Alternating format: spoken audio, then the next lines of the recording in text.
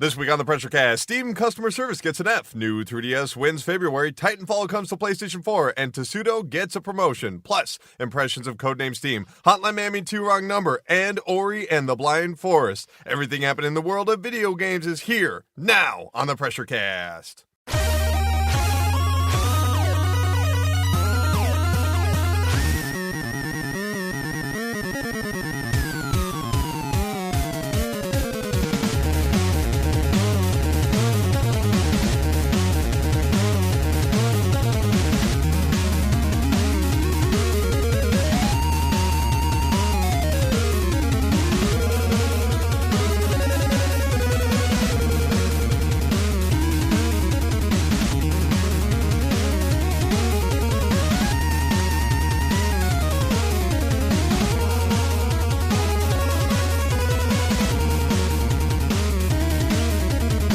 What's up, everybody? Welcome to the 69th episode of the PRESSURECAST, the weekly video game news panic that posts every single Monday on iTunes, Stitcher, YouTube, and now TuneIn Radio. How you doing out there?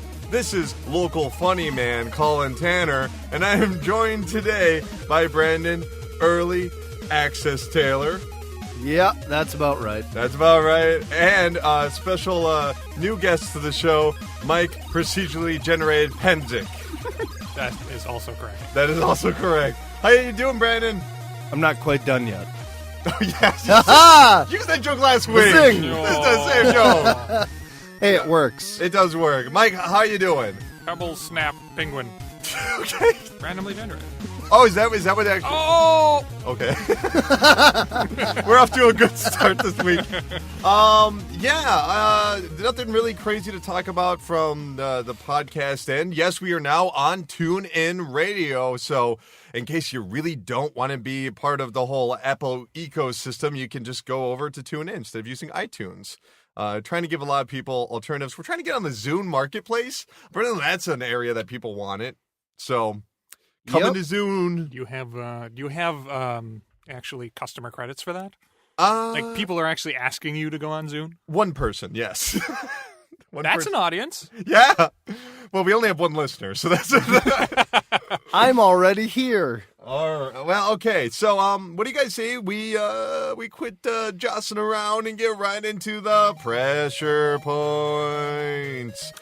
I'm good with it. All right, that's great, because the first story of the week is that last month, February, the number one selling piece of hardware was Nintendo's 3DS, which is also the new 3DS lumped in there, which apparently sold over, 300,000 units, with second place being it for the PlayStation 4. Now, if you want to talk about like how Xbox did, apparently they had a record February sales in the United States. They were 80% more consoles sold in February than compared to January. I don't know why, but it happened. Nintendo's Wii U sales also increased 20% over sales in the same period of 2014. Kind of helps to have games, huh? Yeah. Yeah? Yeah, I would say. What was even the big game last February for the Wii U? I can't even think of one game. Mario Kart wasn't out yet. The Lego movie game? Lego movie game? That was until summer, man! Lego City Undercover? And it's also worth noting that Smash Brothers for Wii U has sold over 1.5 million units, and Amiibo have sold over 3.5 million figurines. These things don't do anything. Outside of the podcast, Mike, you were saying something about these are the action figures, and me and Brendan had to be like, no! They are non-action figures. No, they are not. I can't hear you, Mike. You have to speak up. They don't do anything. They don't do anything at all. And I mean, I know that Mario Party 10, 10 is coming out this Friday, and for $60 you can actually get one that comes with a Mario Amiibo. Are you planning on picking up Mario Party at all? Yeah, sure, why not? Well, why to begin with? That's the more important question when exchanging money for goods. Why?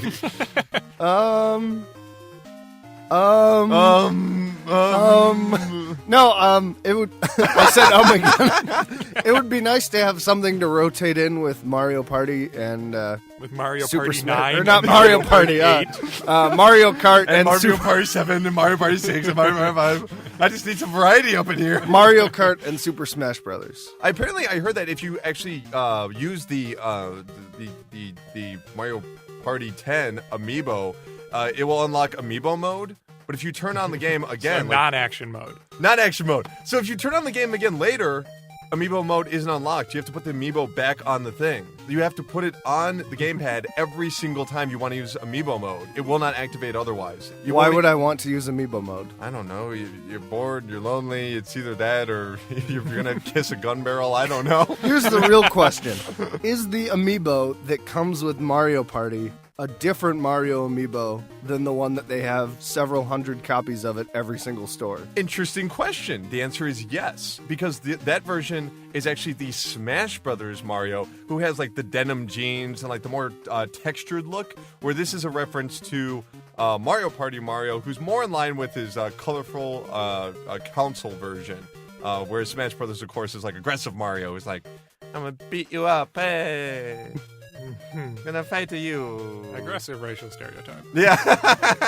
As opposed to vague racial stereotype. Vague, textured racial stereotype. Okay, moving on, it should be noted that The Legend of Zelda Majora's Mask was the best-selling game in February. As always, we don't get the numbers, okay? However, Nintendo did announce that over 515,000 copies were sold, physical and digital release, if you combine it all together. When was that game first released? It was October of 2000, because that was the same month as the PlayStation 2, and I was like, psh, who gives a shit? God, so that was like, the game was released 15 years ago, and it's a bestseller this month. Last month. I haven't played it until now, so I never played it on 64, and it's fun. We'll get into that when we get to the games of the week, but I think it is worth noting that this is kind of like a real cult classic. Like, everyone knows that person that's like, Majora's Mask is my favorite, and then you see them like skinning and eating a cat alive, you know? And they're also wrong. I mean, it's fun, but it is no link to the past. You'll often have a lengthy conversation with them when you drop off coats at the homeless shelter. Yeesh. Hey, have you guys played any games lately? Because I still like Majora's Mask. It's my favorite Zelda. It put me in this position. I was made homeless by Majora's Mask. If only I could turn back time. Oh my god. Okay, let's talk about the best-selling games of February. Number 10 is Monster Hunter 4 Ultimate. Number 9 is The Order 1886. I guess it came up a little short. Minecraft is number 8. Dragon Ball Xenoverse is number 7. NBA 2K15 is number 6. Still with the NBA 2K15. Great game. Highly recommend it. Grand Theft Auto 5 is number 5, appropriately. Number 4 is Call of Duty Advanced Warfare, inappropriately. Number 3 is Dying Light. Number 2 is Evolve. And, of course, number 1 is The Legend of Zelda Majora's Mask 3D. I think it is kind of shocking that basically the two games that were available on launch of the new 3DS were Monster Hunter 4 Ultimate and Majora's Mask 3D. Doesn't look like Monster Hunter's doing quite as well here, literally being 9 spots below, or 8 spots below. It's a new game. Still haven't seen it at Target. So yeah, I guess Monster Hunter, unfortunately, just maybe it's a lack of being able to actually find physical copies of the game. I know a lot of people have been complaining about that. So maybe it's selling better digitally, possibly, and we're just unaware of this. I'm not buying anything on the eShop. No, me either. Absolutely That seems not. like a bad call. There's literally no way to link your account whatsoever, like and save all your games that you purchased. Like in eShop, it's like, oh, you lost your 3DS? Bye. Goodbye to everything you bought. Okay, bye. Peel out. Let's move over to more 3DS news. Kenji Inafune, the creator of Mega Man, as well as Azura Gunstriker, which is such an awesome game, and Mighty Number 9, he was working on a game called Cow, King of the Pirates. It was basically a retelling of the Romance of the Three Kingdoms, but it was going to be using all animals. It was going to be the very first part of a trilogy, and it nearly lost $4 million, so now it's been canceled. It's such a shame, because Kenji Inafune, he finally escaped the threshold of Capcom, where they were beating him and not letting him make Mega Man games, and, well, nothing improved, I guess. I mean, did you guys even hear about this game? No, I heard nothing about it, but it actually sounds like I've been taking a Japanese art history class. Yeah. And like, there's this scroll called "Monkey Worshipping Frog Buddha." Okay. And the frog is like the scroll is called "The Frolicking Animals," and this sounds exactly like it. So, well, I mean, reaching into the past. Inafune is definitely up in a few years. You know, he's becoming older by the minute, quite literally. But I mean, he is an older person, so he's probably usually when a Japanese artist the older they get, the more they become kind of crazy. Yeah, I don't know. Reflective would be the word I would use. Yeah, I would too. I'll make the animals repeat the stories of the past. Nintendo announced that they are going to be having a Super Smash Bros. Tournament in Japan, but there's a catch. You need to bring an amiibo. You have to bring your amiibo-trained character and then watch your AI just slap each other. Of course, amiibos are the awful things that cost $13. They look quite nice, but there's nothing you can really do with them. I mean, people have shown online that you can just glitch the system and get to level 99 in like an afternoon. So that would also mean that it's totally dependent on the AI in order to run the tournament. Yes. What kind of a tournament is that? I don't know. It's kind of like a pachinko tournament. You know what I mean? It's like, okay, you dropped the metal balls in there and you won, I guess. Nintendo, of course, had the brand new version of Ollie Ollie come to the Wii U and 3DS, not to be confused with Ollie Ollie 2, which is on the PlayStation 4 right now, and the PC. But the original Ollie Ollie came out on the Wii U and 3DS and had cross-buy. You bought it on the Wii U, you got a copy on the 3DS. But there's a problem, you see? And that problem is that if you own it on the Wii U, it gives you a copy for every account you have on the Wii U. So you have 2 user accounts on your Wii U, you get 2 copies for the 3DS. Well, let's say I want to make 3 accounts. Well, here's 3 copies. Let's say I want to make 50 accounts. Okay, here's 50 copies. What if I delete some of the accounts and then just make more accounts? Well, here's even more copies of Ollie Ollie. It's literally an endless dispenser of codes for the 3DS version that you could give out to anybody. Anybody. So you could just go on any forum and be like, hey, I'm looking for a code for this game. I'll give you a copy of Ollie Ollie. And be like, oh, wow, yeah, man. Is that not crazy? Talk about an oversight, right? Or you could sell your infinite copies of Ollie Ollie. That's immoral. Yeah. What obscure Brazilian site have you been to lately where you're purchasing Steam keys? Fair enough.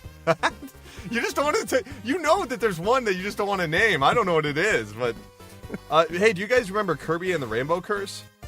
No. You're better that way. Okay. You're better off that way. I think I heard of that once or twice. Well, guess what? It's not coming to Europe because Kirby and the Rainbow Paintbrush is the new name of the game and will release in Europe at some point, I guess. I don't know.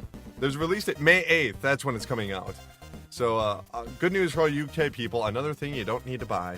PlayStation 4 and Vita are at the top of the Japanese sales charts, which is actually pretty impressive considering how well the 3DS has been doing lately.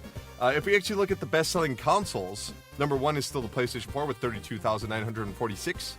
This is weekly sales, not monthly. PlayStation Vita is 18,436. New Nintendo 3DS XL is 17,752. New Nintendo 3DS is 6,669. Oh my god. 6669. By the way, it is episode 69. I have not made an oral sex joke yet, so somebody... The number of the sexy beast? The sexy beast? Who was in that movie, Sexy Beast? Was that Ed Harris? Who was that? No, it was Billy Bob Thornton, Sexy Beast. Yeah. Over 6,000 PlayStation 3s, nearly 6,000 Wii U's, just over 2,000 Nintendo 3DS XLs, and almost 2,000 3DSs. Only 565 PlayStation Vita TVs. I feel pressured to make an oral sex joke now. Pressure? Thanks a lot. Pressure? Oral? Yeah? On the PRESSURECAST? Is that what you're saying? Oh, and by the way, Xbox One in Japan this week sold 479 units. 479 units! It's being outsold by the PlayStation Vita TV, the thing that no one likes. People just buy it and going, well, that sucks, and throw it in the closet. Jesus Christ. Now here's the best-selling games, I guess, because why not? We are already here. Number 10, Pokemon Pokemon Omega Ruby and Alpha Sapphire. Number 9 is Lego City Undercover. The chase begins on the Nintendo 3DS. What is going on in that country? Number 8 is Evolve. Number 7 is Yokai Watch 2. Number 6 is God Eater 2. Number 5 is Shin Tennis no Uiji Sama. Oh, I love that game. I know. Ever a classic that all the children dance to. The Legend of Zelda Majora's Mask comes in at number 4. Number 3 is Dragon Quest Heroes Yomori. Whatever. Dragon Quest Heroes on PlayStation 4. Number 2 is Dragon Quest Heroes on the PlayStation 3. And number 1 is Etrin Mystery Dungeon by Atlas. Ooh, on the 3DS. Wait, Monster Hunter's not on there? No. Well, Monster Hunter has, like, reached peak value after being, like, it was released over a year ago. And it sold over 3 million copies in Japan, which is really good. Because Japan doesn't have that high of a population, you know. And especially I guess everyone owns it already. Yeah, there's more copies of Monster Hunter than there are Japanese people in the world. It's frightening. Frightening. PlayStation 4 has announced... Wait, PlayStation 4? PlayStation 4 has announced anything. It's never announced anything. But Sony, the producer of the PlayStation 4, has announced what the update 2.5 to the firmware will include. Get a load of this. Remember that suspend and resume thing we were talking about last week? Yeah. In case you don't know what this is, Mike, imagine if, you know how, like... but I do, because I listen to the PRESSURECAST. Oh, yay! Oh, yay! Oh, I'm so proud. At least 2 listeners. Okay. We got a false positive then. So, yeah, you'd be able to go almost near instantly back into your game after you power the system back on. Okay? Then it will also allow people under the age of 18... who had sub-accounts. You know, so if you were under the age of 18, you had, like, these sub-accounts, meaning that you couldn't, like, you know, download games on your own without the master account's approval. Long story. Now you can finally upgrade your sub-accounts to a master account, and that's been a long time coming, because that started with the PlayStation 3. So there were some people that were like, well, I'm 25 now, really would like that master account, Sony. But here's the other cool things. You can now find your friends on Facebook. I hate that. I have always hated that. Being able to take, like, a video game thing and put it on Facebook, like, why? Why would I want to do that? I just want to let you know I beat your high score. On Facebook. It allows you to be smug socially. Sorry to hear about your grandma, but I beat your high score. You know that was one of my favorite parts of Sleeping Dogs, when it would tell me that I beat your high score on stuff. I love that. But if it posts on Facebook, like, hell no. Oh, you did a longer wheelie than Colin. And it's like, yeah, suck it. Man, I gotta go back and do more wheelies now. I mean, I agree with you. Like, that whole social network vibe coming in through systems. Like, I understand being able to select my friends from Facebook. Sure. You know, and that's cool. Sure. That's cool.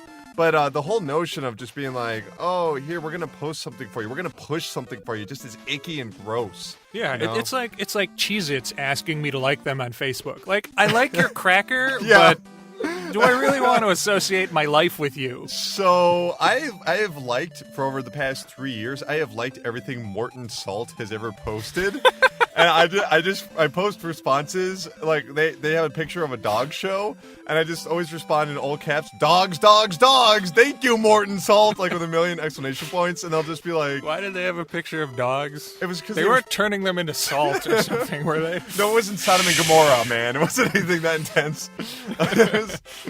But I agree. It's just like, I'm not really that braggadocious. I mean, like, if you should have to go... You should have to go to... What an asshole word. No, braggadocious. I'm just saying, like, you should have to go out of your way to brag about your dumbass high score. You know, you should have to go out of your way to be like, by the way, Facebook friends, I am of my own choice typing out these numbers and hitting enter because I'm a tool, you know? But I guess it makes it more official when it posts it for you. But I feel like the reason they're actually giving you this kind of functionality is because they want you to plug their video games in their systems, of course. And that's really it. Facebook's just for advertising. Make no mistake about it. But the easiest thing to do is whenever you want something, you want to sign up for a site or something, and it's like, this app wants to post to your Facebook. Just click post to only me. Oh, yeah, always. That's what always. you do. I mean, like if I had it set to public for all of those, no. I would be the most active person on Facebook. So much pornography. Instead, I post statuses like once every couple weeks, and it's usually about how much I hate my job. That's about it. You posted 2 last night. Yes, I did. And it was a long day. I know, that sounds rough, man. Well, luckily you're at the PRESSURECAST now. Everything's Yeah. good. Calm, my pet. Calm. My pet. Jesus Christ. I'm a little uncomfortable now. Yeah, clean up Where's your the, leather. Where's the oral sex joke in here? It's somewhere. It's coming, man.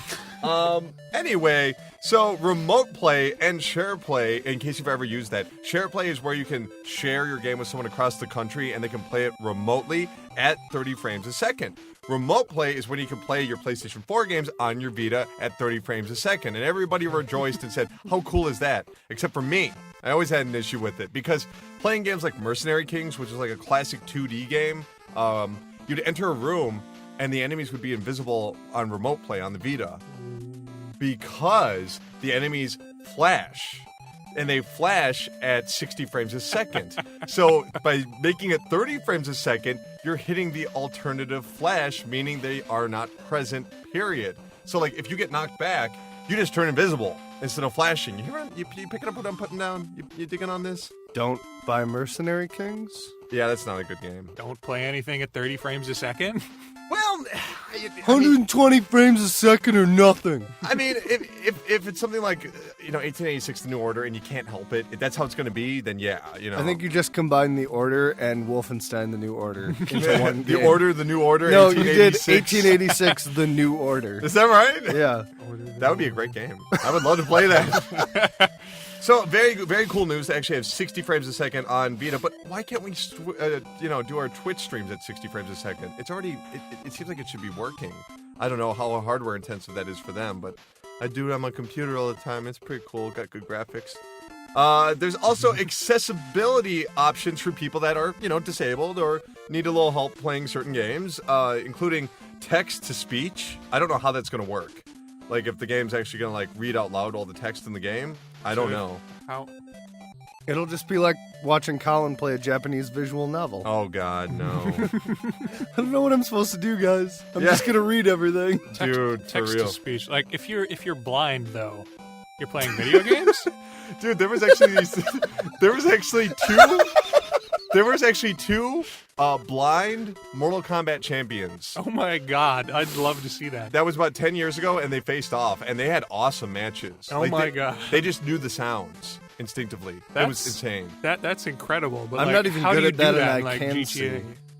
GTA? Yeah, just like Do you really think it'll make a difference? Because everyone sucks at driving in GTA. You're always crashing through shit.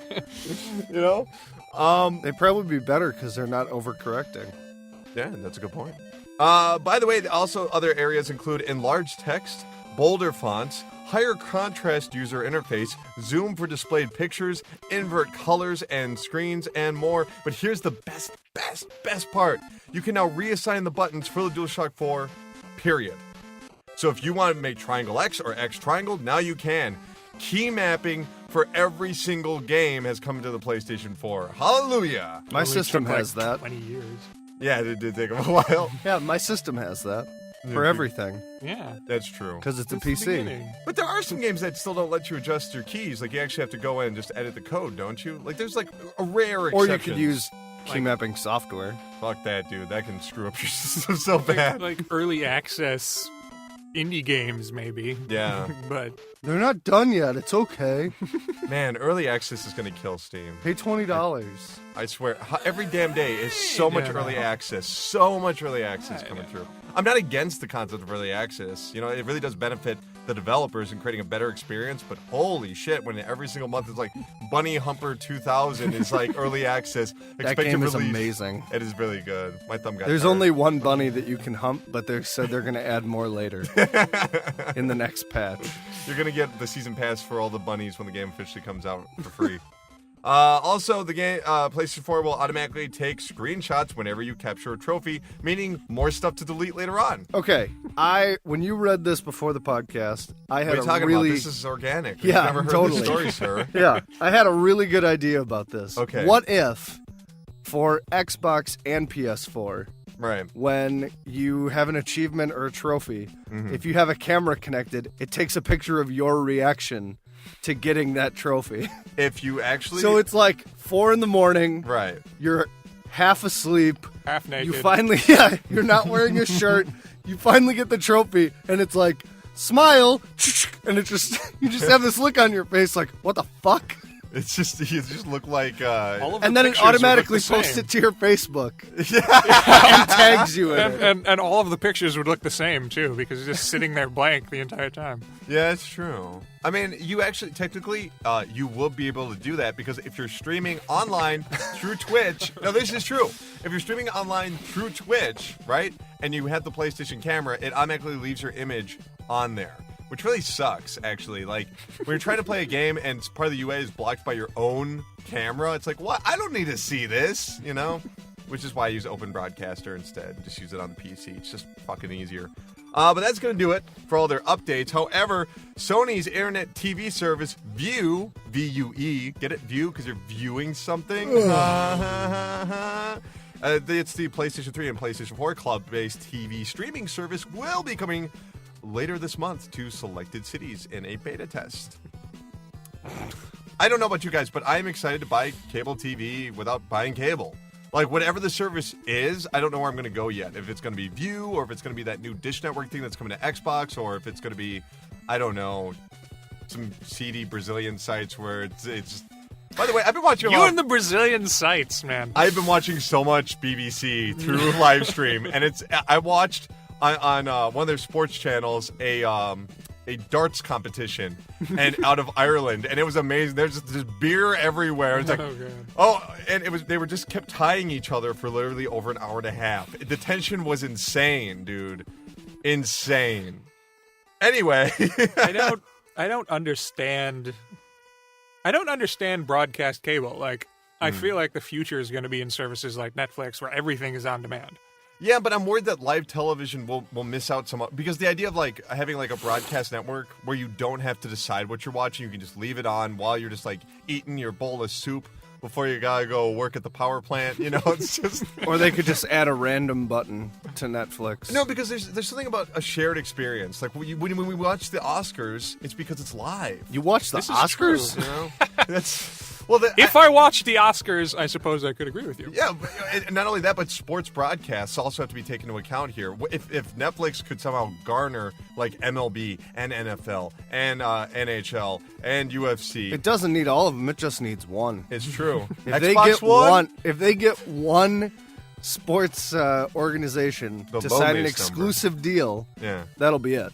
yeah. Because then they'll all just fall in line. I mean, that's why I love the WWE Network. It's because it has all of this content, but there's a constant live stream that you just tune in whenever they're premiering new episodes of shows. Unless you want to watch Raw or SmackDown. Hey, it comes out a month later when no one cares anymore. Yeah. Because it was an awful When you episode. already watched the pay-per-view on the network, you can then watch what led up to it. I thought we decided we weren't doing a wrestling show. Okay, Hey, he moving on. mentioned Hey. WWE Network. I just took it and ran. All right, let's run far away from that over to Drive Club, because they have Oh. the next DLC pack has been revealed, including just a bunch of fucking cars. You know what? Fuck it. No, we're not talking about it. Atlas has announced a tactical RPG called Lost Dimensions for the PlayStation 3 and Vita. This game sounds awesome. Lost Dimensions. So they Yeah. took it from 3D to 2D. I would rather talk about this than Drive Club. Yeah, definitely. Here's a little bit of check this out. Here's a description. In between battles, players will have the option to chat with teammates and develop closer bonds with them. Juggling these friendships and keeping track of who participates in battle will be the key to sussing out the traitors and ensuring that by the time you reach the end, it won't be the end for you and your allies. So you have to have discussions with everybody and be like, wait, they're going to stab me in the back, and kill them. Do you think anybody's actually going to do that on live chat?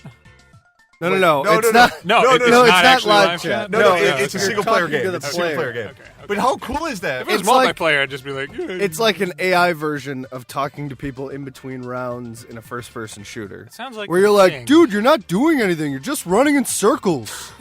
But I don't know, man. It sounds amazing to me. Like the idea of just being like, it reminds me of that. Remember that video game version of The Thing? The Thing. Yeah, that was like one of the coolest games ever that nobody ever played because they're all jelly. And by jelly I mean jealous. I think of I how cool we are. rented it.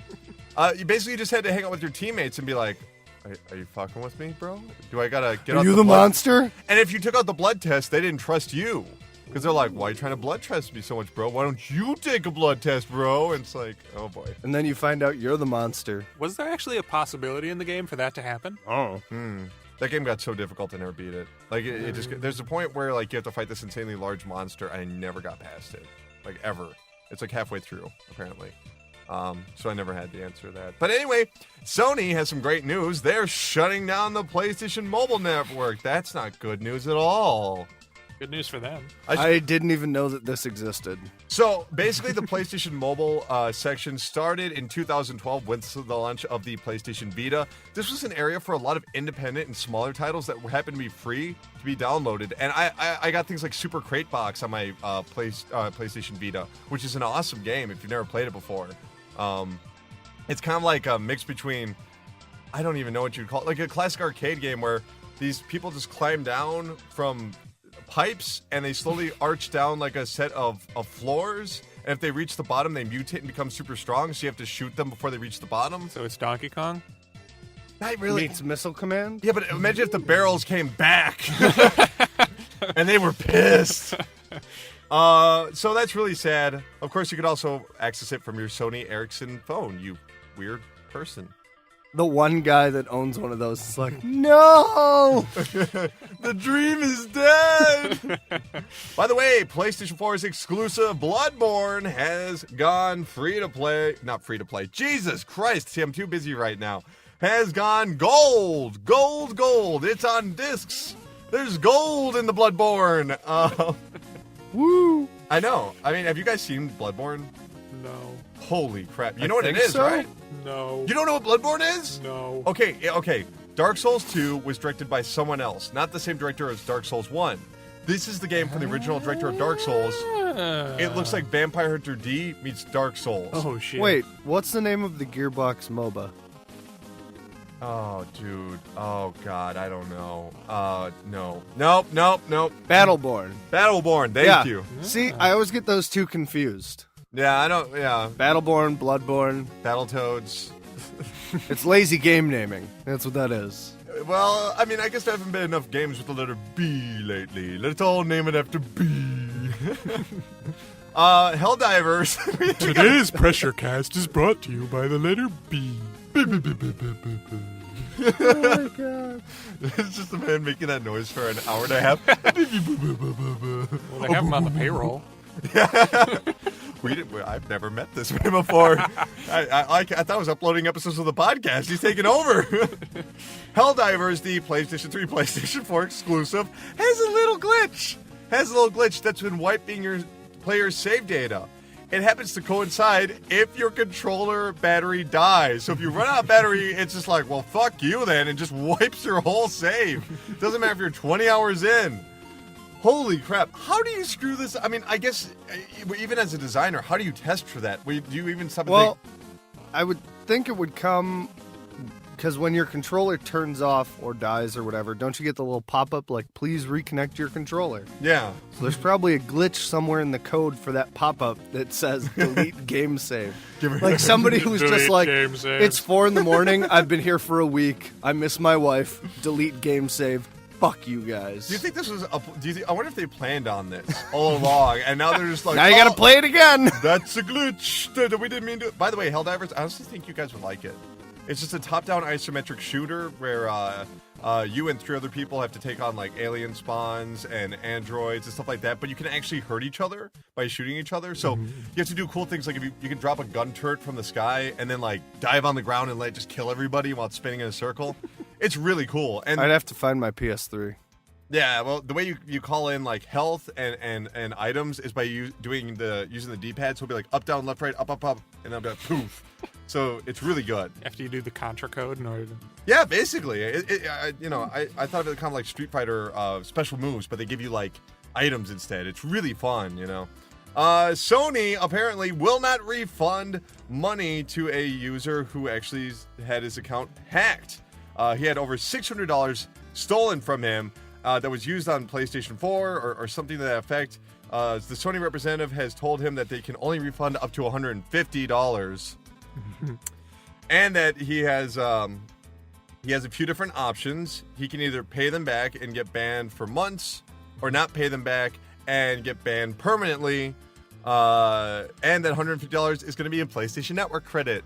Wait, he has to pay them back the $600? It's something to that effect where it's just like an overcharge or something weird. You know, But he has to pay them in order to get his $150?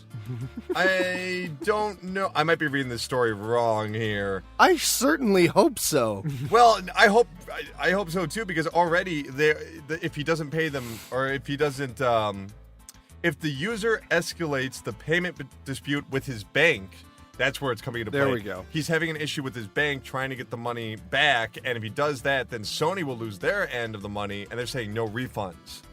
So, yeah, if he gets banned, by the way, all of his digital games are lost to him. He can't use any of them. It's all gone. Why would he get banned? Because he got hacked. He's a bad person. Is there any way to prove this? Well, here, I don't know, but here's his exact quote. This morning, I started receiving emails indicating a number of purchases on my PlayStation Network account. As the transaction came in, one by one, it became immediately clear that my account had been hacked. I immediately logged into PSN and removed my credit card from the account, changed my email and password, and simultaneously launched support chats with both Sony and my bank.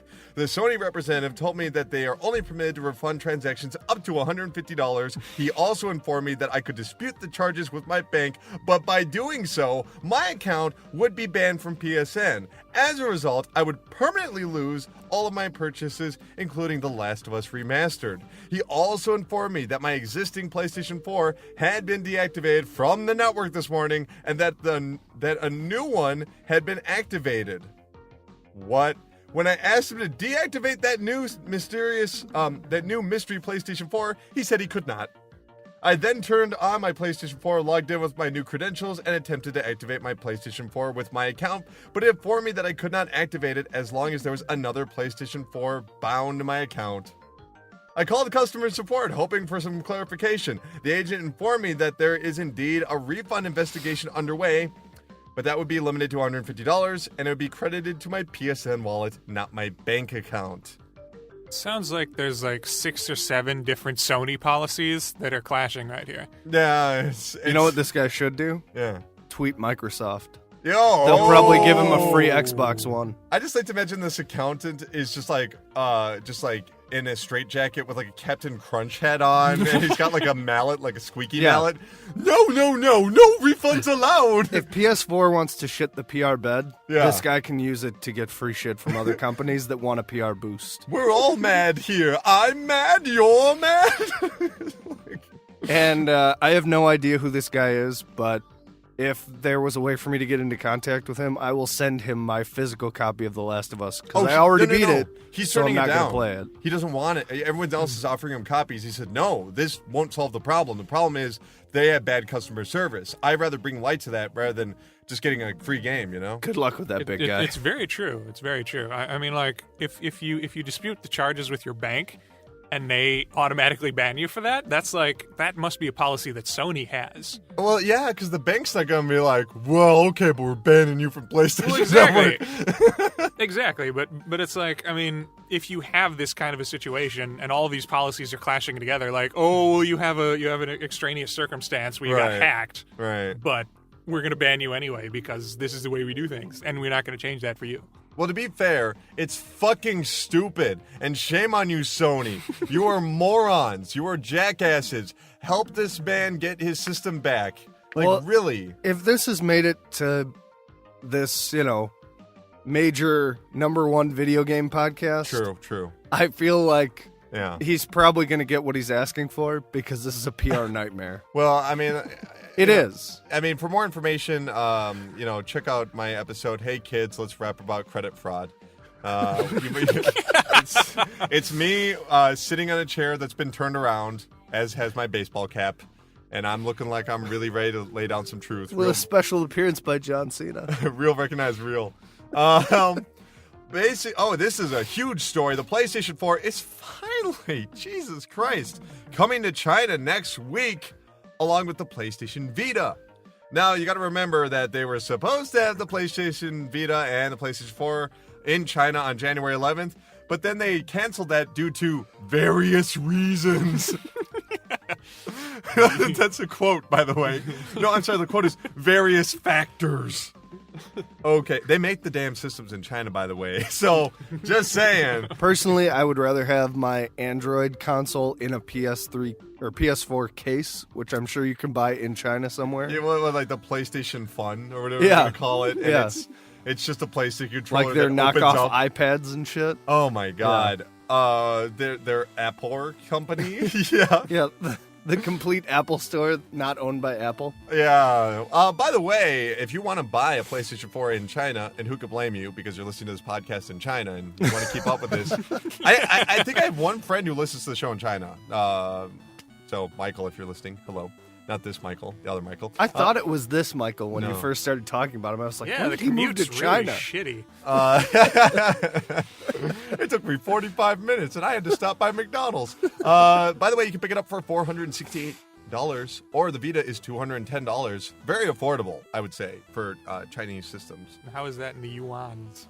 The yuans? How many You mean the yuans is that? RMBs? RMD? RMBs, which I think means like Republic Mercenary Bombers or whatever it means. 2,899 or 1,299, respectively. Battlefield Hardline. I know what you guys are thinking. Well, how many Ps are in the PlayStation 4 and Xbox One version? Well, let me tell you, PlayStation 4 will have 60 frames a second and 900p, whereas the Xbox One will have 60 frames a second and 720p, and the PC has everything ever.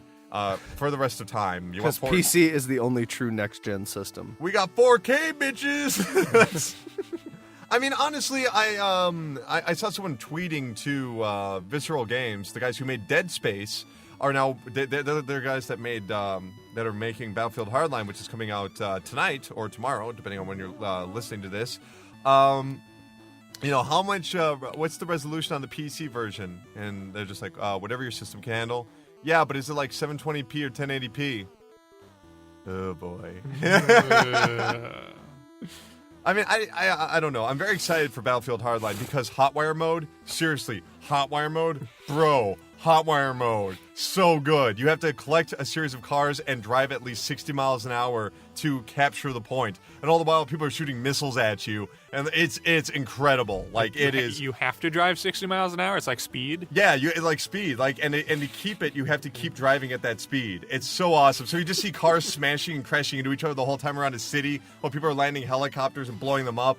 And it's just like, checkpoint exploded, you know? Oh, God, it's good. I look forward to buying it on Mexican origin. Olé! So Phil Harrison might be leaving Microsoft. Who can say? It's been 3 years. Let's find out, children. We don't know yet. However, Kudo Tsunoda has been promoted to the Xbox team with a remit that would allow him to lead Microsoft studios across Europe and the United States and other territories. Basically making it sound like Phil Harrison's probably on the ways out, you know? Kudo is basically one of those guys that would be at testing events. He has long hair and glasses. He's like, look at me, I'm playing Dead or Alive. Woo. Cool guy. Cool guy. But Phil Harrison, I wonder where he's going to go next. Do you think he's going to go into like VR? Something like that? Like where's the area that everyone's going to right now? It's not mobile, I hope. Right? I don't know. It could be. I don't know. Do you know a lot of people that are playing mobile lately? Like anybody? Like I know children do, but I don't see adults doing it much I mean, anymore. I play games on my iPad. Yeah, what do you play? WWE Immortals. Okay, so just the good stuff. Yeah. The game where you can literally play as a man with horns coming out of his head Yes. versus a man wearing a suit. Yeah. Yeah. Okay. Not a wrestling podcast. Not yet. We're getting there. Slowly but surely, it trickles in. Xbox One has a new system update that just was released for the March update. So if you want to have some additional options with Upload Studio or have screenshots, yeah, finally you can take screenshots on Xbox One. Yeah. And suggested friends. Don't you love it when they tell you who you should know on on a video game system? You should know this person. I don't want to know him, but you should. We're going to remind you every time you turn on the system. And this guy still seems pretty cool, you know? You don't want to you don't want to block a random stranger. I don't know. Shut up. You can also share your name officially. And also, you can report... What do you mean official? Oh, like through Facebook. Okay. Yeah, and you can also It's like, doesn't it already Facebook show people is the your most official. You can also report spam finally. Someone says, Oh, hey, God, they didn't have that before. I got free codes for Battlefield 4 for all the gun skins. Email me, you know. And it's just like a million zeros, ones, and Z's. Thank God that's over with. What's the object of having a suggest friends option thing like that? so that you can be friends with people and make your account more vulnerable and lose everything. I guess the whole idea is if you have more people online, the more times you'll actually turn on your system to see if your friends are playing. We all do Do that. they get money every time you turn your system on? Yeah, Microsoft is like, keep turning it on. Oh, yeah, 10 cents, 10 cents. Millions of dollars, millions of dollars. Well, the more attached you get to your system, the more likely you are to buy games. The more that Microsoft makes money, the more likely that you're going to suggest the system for other friends to play because, we got a huge team playing Battlefield. I'm having a mild stroke. How many people are actually going to be doing that, though? Like, how many people are like, oh, you suggested a friend to me. He's my friend now. Hi, friend. Like, how many people are like that I think on there? this feature might not be for us. More people, huh? Yeah, like 12-year-olds. Yeah, it might be Totally for kids. 12-year-olds. So that they can play M-Raid games. I want to know everybody. Yeah. I want to know everyone in the world. It's a big, big world out there. Yeah, this might be for like kids that are in high school and like Hello, friend. I'm going to shoot you in the face. I don't think that's what kids in high school usually sound like. Are you going to get Grand Theft Auto when it comes out on PC? Of course I am. Are you going to get Grand Theft Auto when it comes out on PC? If I don't die guess of it old age depends. before it comes out, I will buy it. Are you, yeah, maybe. It probably depends on the hardware specs. Oh, it's low. Is It's very low. well, Yeah. then. 'Cause we can all do heists together, you know? Do some heists. Yeah. Heist got Yeah. released. By the way, Halo 3 ODST is coming to Xbox One via the Master Chief Collection. They released the very first image and a promise that it will be 1080p and 60 frames a second. This, of course, as I said previously, is the mea culpa for what went wrong. No. What went right with Master Chief Collection? So is the image just of a loading screen or an empty party room? Yes. Yes, it is. You remember the joke? Yeah, I did. First time ever. Did you hear about Master Chief Collection, Mike? No, I didn't. Not up on that. Nope. Okay, so what happened was it launched and nothing else could launch. Not the games inside the game, not the online, and eventually they just went, well, we better get rid of like Halo 4 altogether. And then it'll come back later, we promise. The game technically started. That was the only thing that it was able to do. You could play single player if you got the patch. But like getting the patch was incredibly difficult because the patch was like 3.4 gigabytes. And they released this. Oh, yeah. But I mean, it's some CD. Welcome to the future of games. Yeah, which is It mostly works. Can I have your $60 now? It turns on. well, you won't have to worry about turning on your Xbox One to download some DLC because Xbox One might automatically download updates in the background. They had resisted doing this in the past of having this option because people were like, well, if it automatically downloads stuff and I'm in an area that charges me for how much bandwidth I use, well, screw that. You should move. That's the solution. Or Canadians. I don't know, dude. I would pay for internet if I got free healthcare. I wouldn't care. I would be up for it.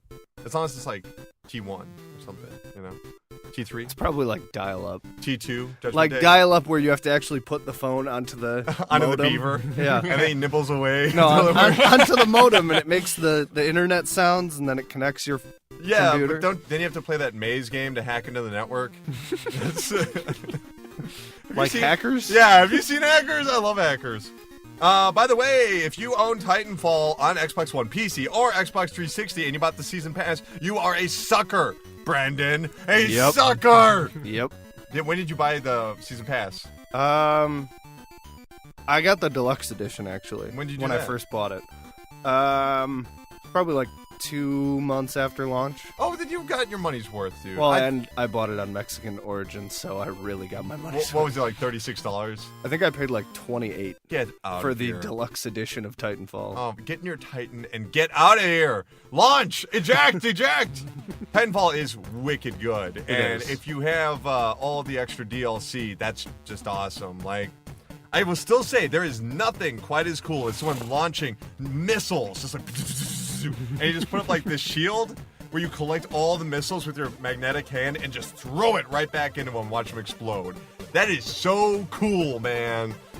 It's a really good game. Did you ever get a chance to play Titanfall, Mike? Nope, never It's did. surprisingly good. It's stupid good. Like, imagine, like, Call of Duty 4, but more verticality. Like, you can just jump up and climb up buildings. And I wouldn't say it's like the best game I've ever played, or even probably top 10. Yeah, but it's the every best time game I I've turn ever it on, when I turn it off, every it's time I better than play any it, book, any movie, any album. at the end of playing it, I'm always like, man, that was a lot of fun. And I Yeah. cannot say that for the vast majority of the hilarious amount of games I own. Yeah, the best mode in there is Last Titan Standing, where everyone only gets one life and one Titan. And so when all your Titans are dead, it's just a bunch of, like, individuals, like ants fighting, like, a lobster. You know, where it's like they're just jumping on top of that Titan and blasting it with rockets while the arms are swooping around trying to pull them off. It's crazy. Sounds like Metal Warriors for the Super Nintendo. That is actually a pretty apt comparison, believe it or not. I don't know. pretty awesome. I don't think any listeners are going to get that. Metal I- Warriors. I I don't get know. it. I don't know. How many other people actually played that game? Wasn't it by LucasArts? Yes, it was. Yeah. I played the game like only very, very briefly, and then you introduced. I played it maybe for like an hour once, but then you reintroduced me to the game, and I'm like, I don't like this. You're too good. Like you were To the just, multiplayer. Yeah, you were stomping me, bro. Like, cause you that was basically- like 2 years of my life just playing that game multiplayer. a time well spent. No, seriously, guys, go play that game, and like you're never gonna see that be released on anywhere. Like, Especially now, it's really cheap. well, yeah, you're never gonna see it on. Oh, Titanfall. Oh, I thought we were talking about Titanfall. no, we're again. talking about the ever relevant Metal Warriors. But don't play it on an emulator. No. Not unless you delete it within 24 hours. That's illegal. Goat Simulator is coming to Xbox One and Xbox 360. Do you have thoughts on this, Brandon? I do. I bought Goat Simulator, I think when it first came out on PC. I think Yeah. it was like $10. Yeah. And it's a cool gimmick.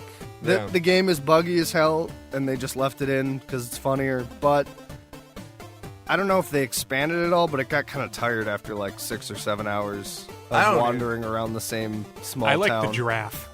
Yeah. The giraffe is the I best. feel like that game is designed for maybe 4 hours. Yeah. And then, like, yeah, you it's just. a gimmick.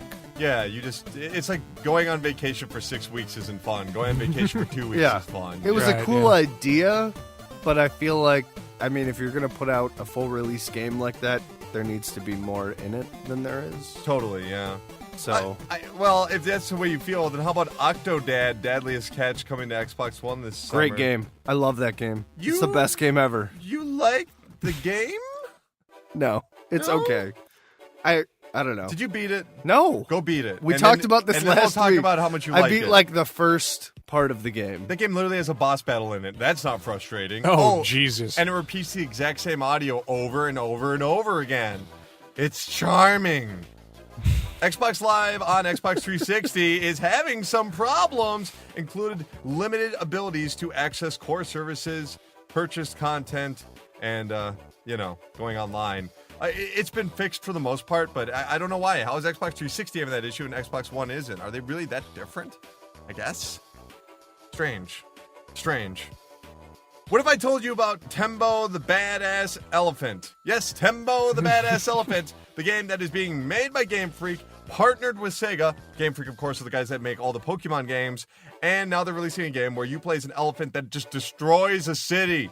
Gotta stomp them all? It looks amazing. Ooh. He literally has a butt stomp. A butt. Gotta butt stomp them all? Butt stomp him. Butt stomp. Sure. The game looks amazing. Amazing. Like the graphics, it has like a really sketchy indie comic look to it, you know? And I don't mean indie comic like independent comedian on the scene being like, yeah, your mother, hey! Anyway, there are rumors going around that Valve is going to add extra restrictions to Steam gifting. Let's see what we got here. Apparently there's a Reddit user that says they've been able to discover a scheme, as they refer to it, that is going to restrict the regions in which titles can be played in general. Here's an exact quote from PC Gamer. This means that even if a game was purchased and activated in a region such as Russia, a user who then visits or moves to another country will not be able to access their entire library. And there are claims this applies to all content, gifted or otherwise. Is that frightening? Is that weird? Is that for all regions or just Russia? It's affecting Russia. This is about Russia. Oh, who cares? What? What do you mean, who cares? My friend Boris is going to be pissed. That's Boris's problem. And Boris has bigger problems than Steam, I'll tell you what. Rusev Dota 2. Rusev can get online. Rusev Crush. Rusev Crash. Oh no. Rusev banned. Yeah, Rusev gets banned. BlizzCon 2015 is going to be happening on November 6th. Tickets will go on sale on April 15th, tax day. Good timing because it's going to be costing $200 to get in there. $200. How much? That's a lot of money to pay for a circle jerk. That's a lot of money to pay to Activision Blizzard so that you can stand around wearing a very sweaty World of Warcraft cosplay costume. It's not that expensive if you spent $2,500 on your costume. Again, I restate, circle jerk. Don't you guys... I mean, I've heard that Blizzard just gives away shit left and right there, though. They're just like, hey, here's a free copy of this, here's a free video card, like crazy amounts of stuff. Like it's like you're going to the Oscars or something. You just get an iPad in the book or whatever. It's all to celebrate that you have played the same game for over 10 years. I love Tetris. Oh, you mean World of Warcraft. Okay. Yeah. I played World of Warcraft once for like 10 minutes. Forever. I got a free trial for signing up for something. It was like, you get a free trial of World of Warcraft. And I was like, oh, okay. And I was like, let's see what this is all about. And I'm like, oh, this kind of sucks. All right, well, I'm out. I would say, Mike, you're probably the biggest fan of Blizzard properties, I guess, in here. In this room, I guess. Diablo 2. You're a big fan of Warcraft 3, obviously the RTS game. Sure, yeah. And StarCraft, the original game. Yeah, the original. StarCraft 2, good too. Warcraft also. 2 is better than Warcraft 3. I like StarCraft 2's single player better than Part 1, but like... If you're playing multiplayer with like someone evenly matched, I kind of prefer Part 1 still. The single player of StarCraft 2 is really good. Yeah, especially when you're running away from the lava. But Diablo 2 is still the best Blizzard game. Did you play Diablo 3? Well, obviously you did. Did you play it since the updates, where they got rid of all the auction houses and bullcrap? I did, yes. I have played it since then. It's so improved, right? Yeah, I would definitely say so. I'd say the biggest problems were the loot drop system, and they definitely improved that significantly with those patches. It's so weird because it feels like all the console versions were just like testing, being like, can we get away with doing this? Can we get away? You know, because I played on the PlayStation 4, and I was just amazed. Yeah, how was that? Amazing. Yeah? Like the controller works so well. Like it might be my favorite way to play the game. I know that's kind of sacrilege, but like, I heard it was really good on the consoles. Using the right stick as a roll function is just awesome. Like picking a direction, it works just well. I know a lot of people that were just addicted to that game, and then Destiny came out. Now they're addicted to that. Leveling up is not a mechanic, kids. It's not a gameplay element. It's just a metric. Dancing is a gameplay mechanic. Well, we already talked about Dance Central. Did we? Or are we moving? Oh, no, we didn't. We gotta hurry up so we can talk about Dance Central. Creative Assembly is apparently working on another AAA console blockbuster that has nothing to do with Total War. Of course, the last game that they released was Alien Isolation, which was bad. That's an opinion, kids. Yeah, no, I don't. Of course it's an opinion. Of course it is. I just said it. I said it, so it's an opinion. Although objectively is true. Wait, did you guys play Alien Isolation? No. Alien Isolation? No. Any interest? I mean, I'll probably pick it up at some point. It's one of those impossibly stupid games that's so goddamn long that you should probably play it on easy, but playing it on easy removes the tension of the alien hunting you. You know what I mean? You can't win. It's just too fucking long. It's too long! Like the tail of the Queen Alien! Crytek says that they are ready to jump into virtual reality. Furak Ural from Crytek said, "We are exploring VR right now. We're gonna get a nasty letter.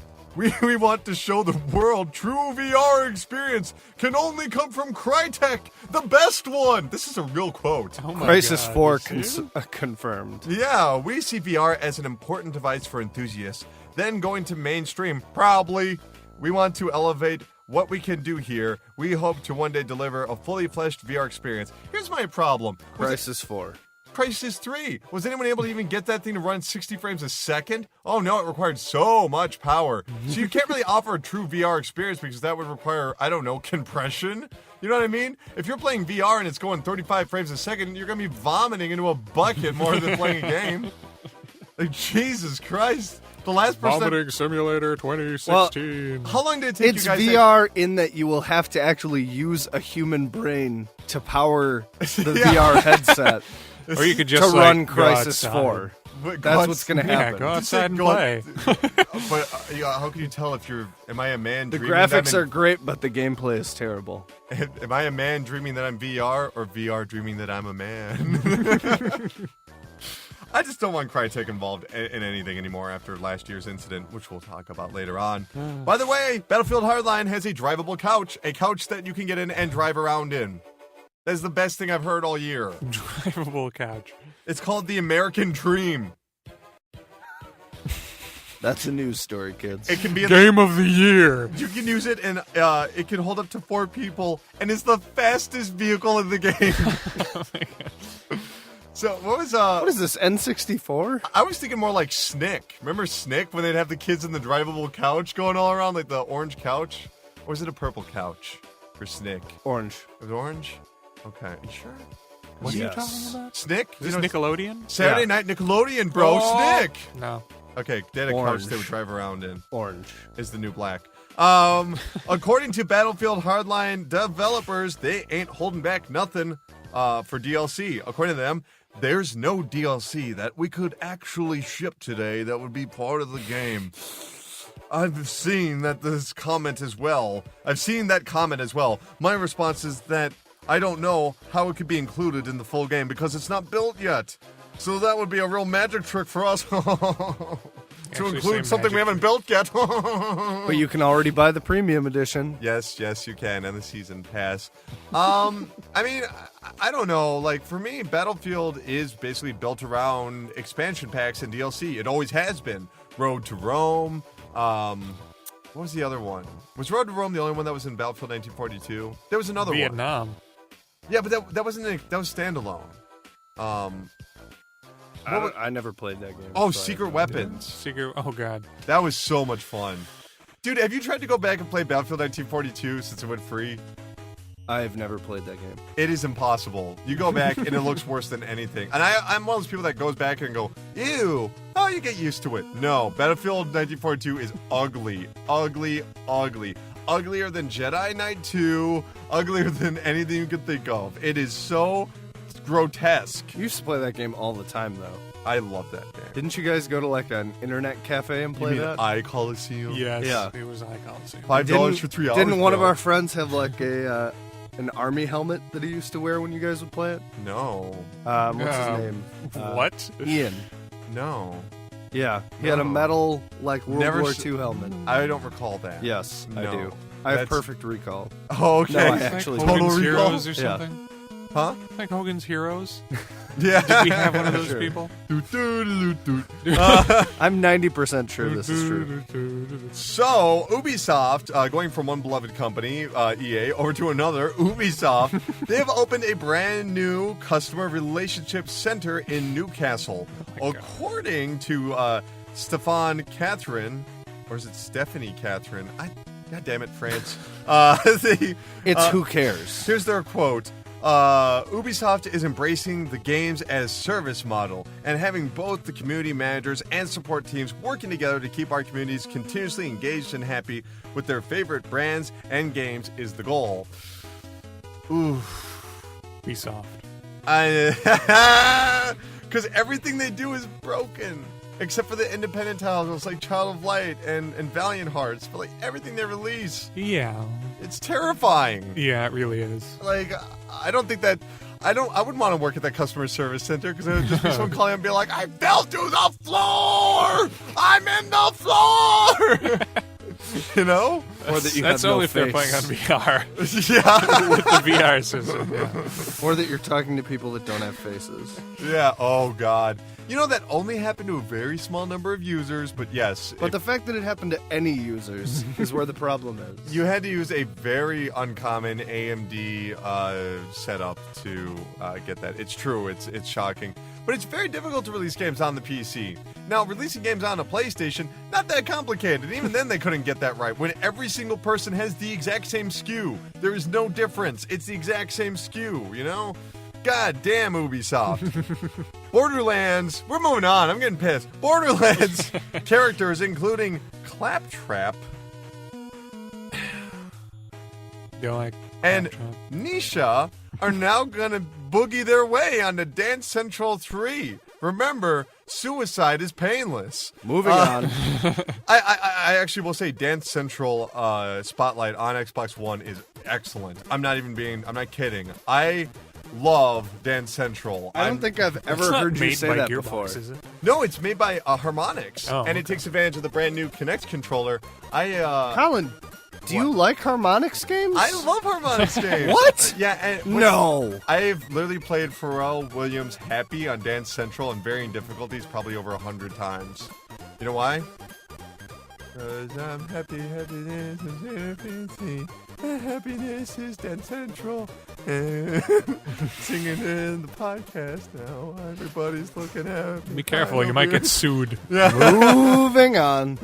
It's just the lawyer just comes in and just like kneecaps you with his briefcase and runs out. Borderlands characters, of course, are available there. However, Gearbox also was interested in creating yet another Brother in Arms games. According to Mikey Newman, he is the Gearbox Chief Creative Champion. That is a real position in Gearbox. In quotes. Yes. A lot of people love Brothers in Arms, and they love the protagonist, Sergeant Matt Baker. Obviously, we never really got to finish that story. We always said, man, we want to go back to this. But we have nothing to announce. I certainly can't announce anything. Whoa. I would like to announce that we're not announcing anything. Yeah. It was a exactly. Q&A. It was a Q&A. Someone brought it up. I have fond memories of this game, and I would like you to know We're not. we're not doing anything. But I would like to. Anybody else want to? Of course, you got to remember that they announced Shut up. there was Gearbox's new Ubisoft's Brothers in Arms Furious 4 that was announced at E3 2011. It has never been officially canceled. What are they talking about? What are they? Duke Nukem Forever, but Brothers in Arms. You know, I really, we were talking about this outside the show. We both like Brothers in Arms. Great game. Great game. Well, the first one was great. That's what I mean. Yeah, the follow-ups became. I mean the first game. yeah, and Just then the first game. they kind of tried to be too much like Call of Duty as it went on. You mean like every first-person shooter? Yeah, life sucks. Dragon Ball Xenoverse already had a multitude of online issues, and now it's actually seeping into the online parallel quest and online battle systems. They might be saying, can we move on? And I say no. I say hold the phone. I have been playing Dragon Ball Xenoverse since launch. Not every single day. I just turn it on to see if it can connect to the main server. So when you connect to the main server, you actually see people running around the hub world, and you can basically not interact with them whatsoever because there's just a crappy system of communication, like wave to them or have Sounds like real life. It's true. It's you just want to stop someone and say, "Man, we're alive, man," but you can't, man. So the only thing you could really use was the online parallel battle systems, which meant you connected to random strangers' games, fought a battle, leveled up, and then got kicked out. So you'd have to reconnect to a different game. But it sure beats if you were actually connected to the main server, which I got to do for one day only, repeatedly. If you connected to an online battle quest, afterwards you would be kicked back to the lobby. You'd be kicked out of the entire server. So this game's a fucking mess, and all the 12-year-olds that yelled at me on YouTube can go eat it, because I don't care, man. This game is such a mess. It's So, was this made by Ubisoft or 343? been Bandai Namco. You missed the joke. I know. The Ubi. The people that make the bad games. The Yeah. Ubi. The Obo. Well, let's move over to Capcom news because we actually have quite a bit of Capcom news. DMC Devil May Cry Definitive Edition came out this week, and it is 60 frames a second, 1080p on PlayStation 4 and Xbox One. It literally has that on the box. It says 1080p, 60 frames a second on both systems. I don't blame them after all the kerfuffles they've gone through. If you've never played that game, it is fantastic. However, you cannot change the camera sensitivity, which is baffling to me. So just play it on the PC. It's probably the best version still. Could you say that about pretty much every game? Occasionally, no. I'm noticing a pattern. Ooh. Occasionally, no. But in this situation, yes. They did change some sexually suggestive dialogue, including this line: "The world is at last your bitch, as am I. Nothing left but to grab it by the hair, bend it over, and then it would be cut off. Perform oral sex on it. High five. High five. And then favorite one of their tweets. They've actually changed it to "The world is at last your bitch," and they just cut off the rest of it. Why? Self-censorship. Self-censorship. Actually, no. Also, that's a really well-written line in the first place. Yeah, it's so good. Oh, The world is now your bitch. And now you And can then the have other sex person with it. And then the other person looks at him like, "Why are you talking like that? Yeah, you're creeping me out, man. Talk like a person, damn it." Here's what they Stop talking like badly translated Japanese. Here's what they said. According to Ninja Theory, we did make an edit to the opening scene. It wasn't a case of censorship, as there are far more suggestive scenes in the game. It's true, there's scenes in strip clubs and whatever. We felt that scene in particular drags on a little bit in the opening sequence, and frankly, we didn't like the line. Those few seconds were relevant to the scene, and it covered effectively, and is covered effectively in a later scene where Mundus. I don't actually want to talk about that. That game is cool. That game is so, like, the opening scene. Did you play DMC? No. Oh my god, Mundus, like the villain, he's just talking on his phone. He's like, it's like, "You need to get this done. Do you understand? Okay.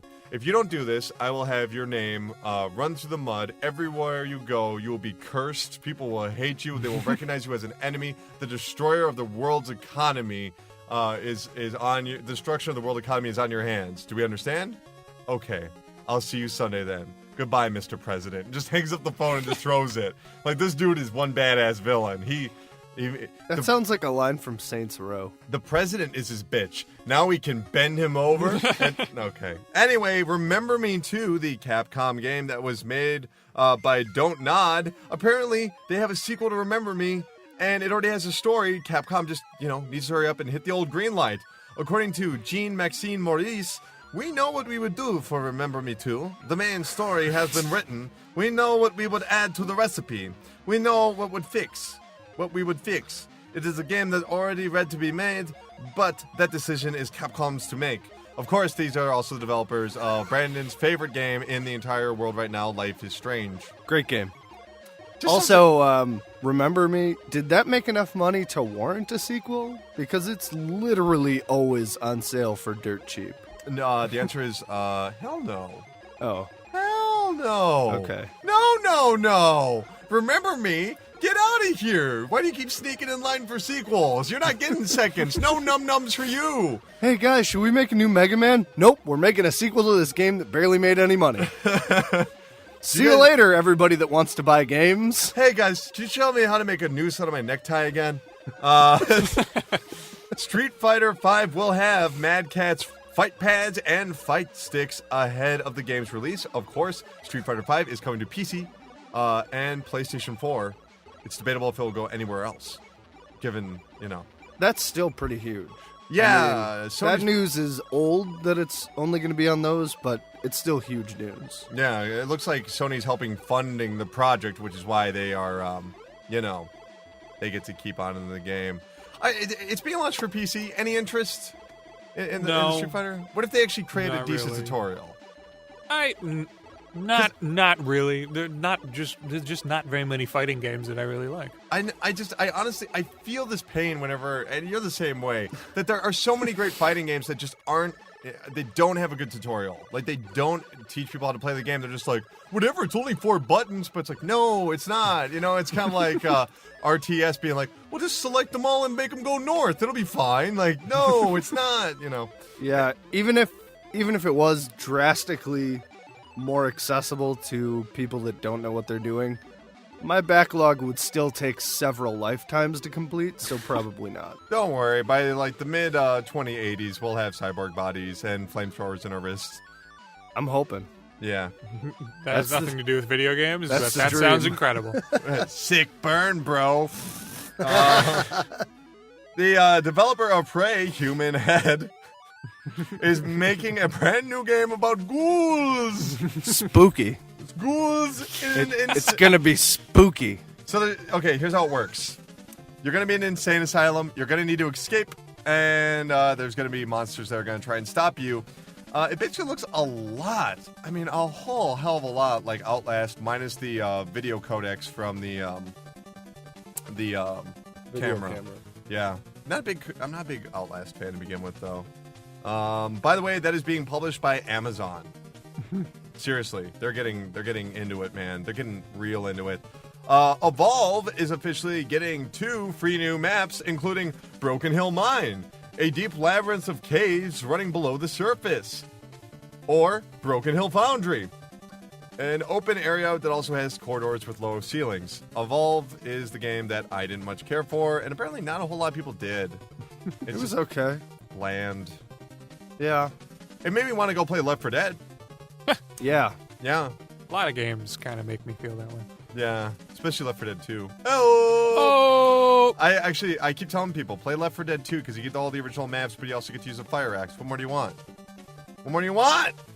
This War of Mine is in the works for the iPad. Anybody plan on... Did you play This War of Mine? No, I didn't. You did, right? No, not yet. Okay, you gonna play it on iPad? Probably not. You gonna go buy an iPad and play it, Mike? No. I mean, Finally, the definitive way to play this game! I mean, there are a lot of games that I could probably play on my jailbroken iPad Jailbroke, huh? using less than legal means, but I would rather just pay for them and play them on Steam. You're gonna get the lawyers on this, man. You're gonna relax, man. Hey, if I told you... I said I could. I didn't say I will. If I told you that BBC is making a making-of Grand Theft Auto TV show, who would you expect to be involved in this production? Ubisoft? No. Try again. Rockstar. Russell Brand? Russell Brand. Can you believe this? Can you believe this? You can drive the car anywhere. Can you believe this? I've got a sniper rifle. What? What's going on here? It was actually pretty good. Thank you. By the way, you ever listen to Kevin Smith's interview with Russell Brand? Fucking great. Like, one of the best interviews I've ever heard. Just awesome. He just talks about his drug abuse and his spirituality and comedy and all the sex he's had and all the poetry he memorized to get sex. Very cool. Very cool.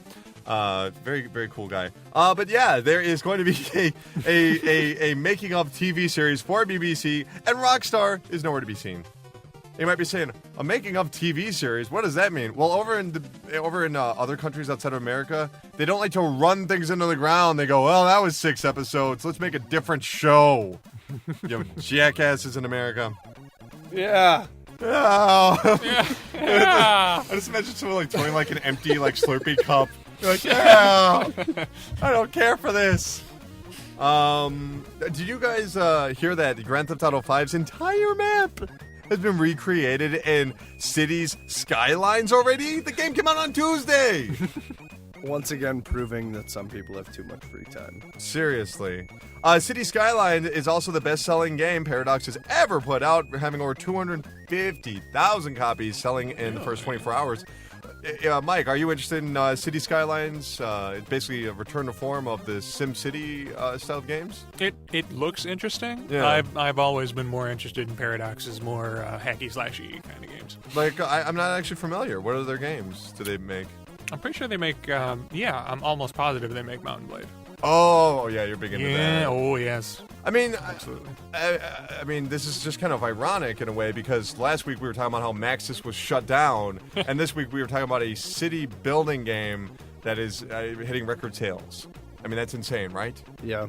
Well, Well, when I you mean- make shitty games like that, All the somebody people else that- has to fill the void. All the people that bought SimCity are now buying City Skylines so they can play a game that actually works. I mean, from what I understand, Yeah. it's highly. Someone was talking about how like the economy is affected by the way that you build. Like it's advanced systems that like it's basically the systems that were promised for SimCity, but you know, I remember when SimCity came out, I just said, give it time, guys. Give it time. Because everybody's so quick to shit on EA, but I like to give them an opportunity, right? Well, that time passed. That was a fucking mess, huh? Like, Jesus Christ. How do you mess up, what was that 8th or 10th SimCity game? It's not rocket scientist. How do you have a... It's not rocket scientist. You know what? You know what? I've said that in numerous episodes, and no one ever corrects me. This is the first time anyone's ever corrected me. And I wouldn't have said anything if you didn't stop and realize that you said it. No, I was laughing about something else. I'm just glad someone finally corrected me. I say it all the time to people where I'm like, not rocket scientist, and no one ever corrects me. If you threw a comma in there, it would work. It's not rocket scientist. Oh, okay. Explanation point. So yeah, I mean, I hope that city building continues, because that's a genre that I feel like we could easily lose and just be replaced by some bullshit mobile game where you're dragging and dropping buildings. I don't think so. Why not? I just don't think that it's something that's as easily replaceable as that. Oh, I agree that you can't. No other genre will ever replace that experience. Right. But I'm worried that it might get lost in the shuffle when people say, "Well, you don't get to design your city like Minecraft." You know, like it feels like it's almost a middle ground. But you know, I mean, what was the last city building game you guys played? Tropico or Tropico? Yeah, Simpsons tapped out. So, Mike, tell me about Tropico. How's that going? No, I tried to play SimCity. Yeah, it didn't work very well, but I tried. Tropico's great. Tropico's the kind of game where I will start playing it at like 7 p.m. and I don't realize that I've been playing it until it's like 3 a.m. Civ 5, huh? Yeah, man. Jesus. See, I want to play Civ 5, but I'm so scared to play it because everybody talks about how they just drop, 70, 80 hours of their life into it. It's basically like the Nexus from Star Trek Generations. Like, everybody knows it's bad, but everyone wants to get back there. Which, of course, is where you saw Kirk riding a horse. Anyway, Mortal Kombat X has been delayed on the Xbox 360 and PlayStation 3. The PC, PS4, and Xbox One version will still be released on April 14th. However, you have to wait until summer to play the last-gen versions. However, all versions will include Jason fucking Voorhees from Friday the 13th. Holy crap! Anyway, moving on, because we have so much news to get to. There's yet a third delay for Project Cars. A third delay for the game that was supposed to be out on PC and consoles last October. I will say this much. It's kind of nice to hear that they've delayed a game instead of just being like, well, we'll fix it later in a patch. You know? They said the game is 99% complete, but the remaining 0.1% is small bugs, and they really want to make sure it's perfect for fans. Very cool. Homefront: The Revolution is delayed to 2016. This, of course, is the game that was originally developed by Crytek until people stopped being paid. And then Deep Silver had to come in and literally buy out the team and the property and move them into an internal studio. So look forward to that. You'll be able to kill Koreans soon. True. Oculus says that they are not launching the Rift in 2015, but this is pretty much going according to plan. Lucky said, I did say that before we made a lot of changes to our roadmap, and we've explained to a lot of ambition we have around the product and what we want to do. Us partnering with Facebook allowed a lot of things that wouldn't have been possible, like hiring 300 people to working on getting the Rift out as far as possible. I honestly did not expect that to be... I honestly thought that the development cycle for that kind of product would be much longer. Yeah, like 2018. Yeah, seriously. Like, seriously. Not even kidding. Like that, it's insane how far this is advancing. Yes. Speaking of advancing, oh my God, Star Citizen, you might be 100 gigabytes on PC. Worth it. I believe so. Totally. The current version is 40 gigabytes. So yeah, that took a while to download. I believe it. But it's so pretty. Like a full hour or something. Yeah, my internet's not that good. HBO Go's standalone streaming service will be available for PCs and Apple devices starting next month. Of course, this will eventually come to things like PlayStation 3. This is why we're talking about it on a video game podcast. I was debating that. Oh, by the way, 75,000 fans have signed a petition asking for Modern Warfare 2 to be remade. That's right. Why? I know. Because they're stupid. I was 12 when that came out, so it was great. And Halo 2, please, because that was memorable. Every year 7 student in the UK is going to be given a coding device. The Microbit, a standalone entry-level coding device that allows children to pick it up, plug it into a computer, and immediately destroy their parents' financials. This is not going to end well. Oh my God! I'm going to hack the kitty cat. You know, like everything's going to go. Just go jack wrong. it right into the cat. Yeah. Jack it right You know, like just plug it right into the cat. Jack it. Yeah? Yeah, but Yeah, what, it is. jack Oh, for it? God's sake! You're going to Plug jack it- it into the cat? I literally did the motion of plugging Yeah, you're going something to jack it into the cat. Jack it. Jack it. God damn it! Anyway, Microsoft is responded to Turkey's proposal to ban Minecraft from the country. They said that the game is too violent, and the ministry is quickly moving along advancing this proposal. According to Microsoft, here's what they've said. Are you serious? What's the complaint? That's what Microsoft said. Yes, here's what they've said. Where exactly is it? Here's Microsoft's report. The world of Minecraft can be a dangerous place. It is inhabited by scary, genderless monsters that come out at night. Genderless. That's their problem? It might be necessary to defend against them to survive.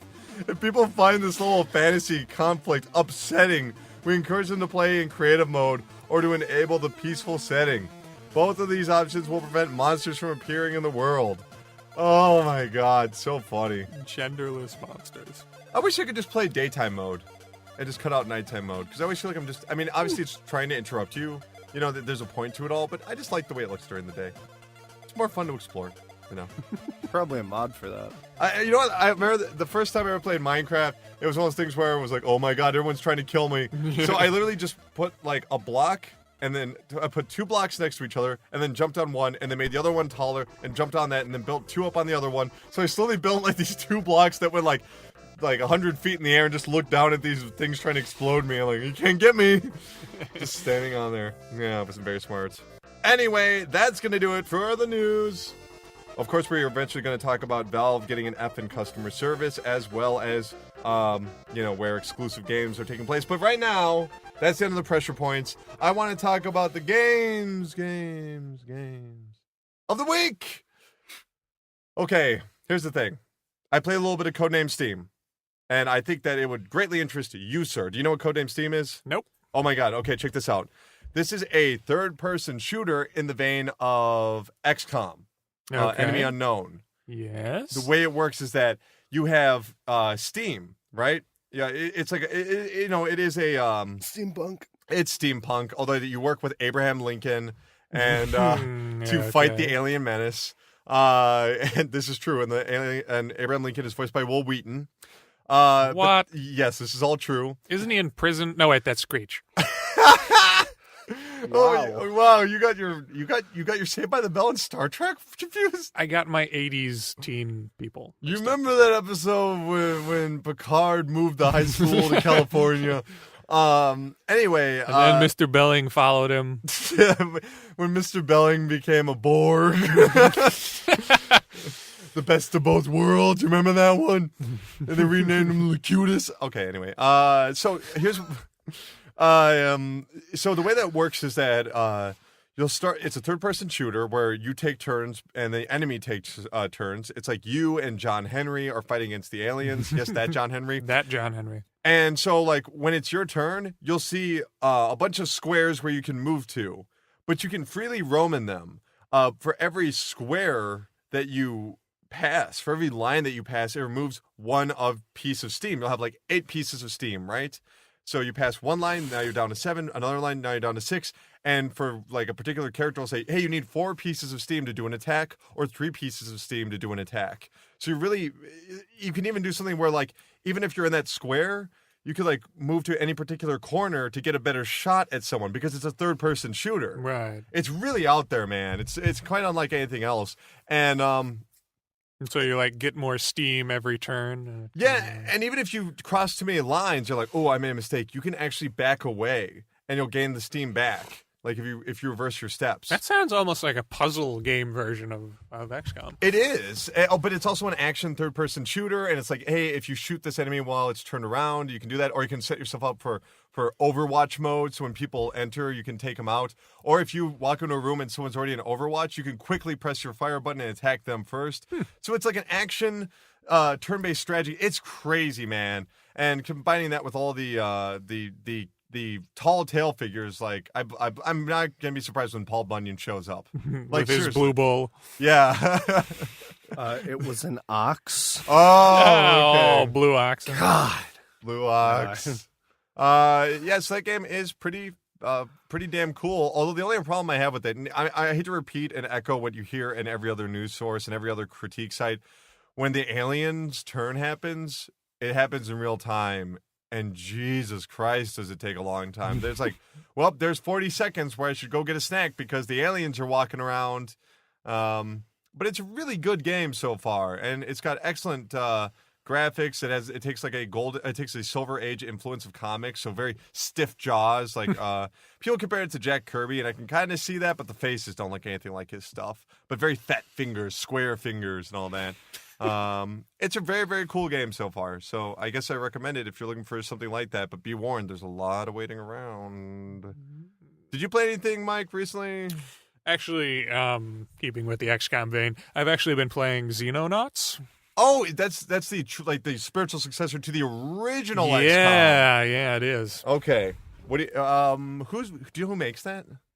It's actually it's an independent company. I should mention that Codename Steam was made by I forget the name of them, but they're the guys that make Fire Emblem and Advance Wars. Oh, that's crazy. So yeah. So okay, tell us a little about Xenonauts. Yeah, so it's more or less like XCOM, except it's like XCOM except things are a little less ordered.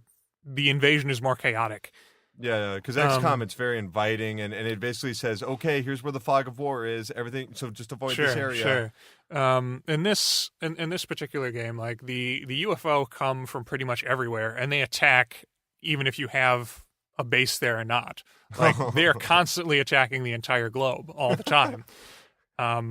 I already don't want to play this. I'm scared. It's kind of frightening. Like I started a game and apparently immediately fucked it up, and so I put like 4 hours into the game, and I was like, oh shit, no, I really fucked this up. So I went back and I had to make a new game. Was it satisfying starting over? Yeah, it was actually. It was, because that is like you can't. It's you can only bring the lessons you've learned. You can't really change anything else, right? Yeah, absolutely. In terms of difficulty, where would you compare this in the line of XCOM? Was it like XCOM Deep Sea, or Apocalypse Deep Sea? You know, there's a million of these games. You know, it's true. I'd say it's consistently harder than the original XCOM game. Okay. Is it harder than any of the games that were released? No. Because then you got me worried, because I've seen some of those later games, and they look impossible. Like, you would have to like go to grad school to learn how to play some of those XCOM games. It's kind of that way with Apocalypse, but like this one, it's intuitive. It's intuitive, but it's consistently harder than the first one. Okay. I mean, basically, you still got like shotgun snipers, people with special abilities, people that you upgrade if they die. Actually, there weren't any shotguns in the first game. They actually added that in this one. Fascinating. Are they? You can name all your own characters like you could in the original? Yeah, absolutely. Like they definitely kept all of those sorts of features from the first game and added them to this one. That sounds awesome, man. Yeah, it's pretty cool. I might want to check that out. And there's actually like a meter that tells how many casualties that the aliens have done across the world. Brendan and me were actually talking about this outside, and he said that's why he stopped playing XCOM. Yeah? He couldn't bear the weight of guilt from looking at all these people. It wasn't the civilians. That seemed inevitable. No. Okay, that's horrible. But in that game, it seems inevitable. Because if there's 2 attacks, you can only go to 1. By the time you're done with the 1, the other people are already dead. Yeah. It was the soldiers. Right. Like, where they show you the human cost of your missions. Like, oh yeah, you lost this soldier here and this soldier here and this one. And it's like, man, I'm really bad at this. Yeah. I should probably just... Then don't play Xenonauts. Then don't play Xenonauts. No. I mean, like, even this... When I say there's a casualty meter, yeah. I mean, like, the UFOs will come down from space and you'll get a news report that they've strafed an airfield and killed like 138 people. And so the casualty meter will go up. I think I'm at something like 12,000 right now, and I'm doing really well. Christ. Yeah, usually if a game includes it's really hard in the beginning parts of the review, I'm like, yeah, I'm good. Well, no, but it does. Real sound, life is frustrating enough. I don't need that in my games too. But the actual minute-to-minute gameplay of being on the battlefield is that challenging as the rest of the game, or is it actually pretty? It's just you got to learn what you're doing. I would say it's pretty challenging. Like there's in the original XCOM game, the soldiers tend to get a lot better, a lot faster. Right. And in Xenonauts, they get better slowly, and they cap out at less potential than the original game. So like there's a lot more chances to miss and to lose. Well, how many do you get your soldiers refreshed as much though? Like you get new platoons regularly? You can pretty much hire as many people as you want. Oh, okay. Yeah. All right. So it sounds like there's a balance to this whole thing. But because you're hiring these new soldiers, okay, they're not nearly as good as the ones that you start out with. Sure. The ones that you actually slowly, right? Not exactly slowly, but like okay, so all of the soldiers that you actually start with, they all have combat experience. Like you can kind of see their records a little bit. Like they have combat experience. Like they were in Delta Squadron, for instance. So you got to bring Delta in the Platoon. new guy to be the fourth person, and they're freaking out the whole time. Yeah, pretty much. And it's like it'll say that he has experience fighting in Vietnam before he was actually in this thing. And I fought in space Vietnam. no. It's like the game actually takes place in the late portion of 1979. Oh, that's cool. Yeah. It's a period game. It is really cool, yeah. So you got like big Vietnam era like machine guns. Juke, juke, juke, juke. Yeah, exactly. Okay, cool. How much did it cost you there?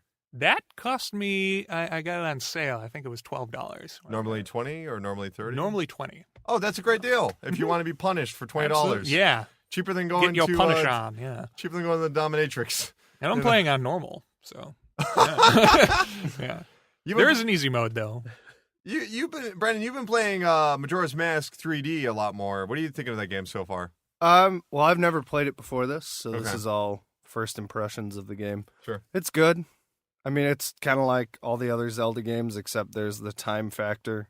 The time factor is a huge element, though. It is. really changes everything. It's a pain in the ass. I love it, man. I hate it.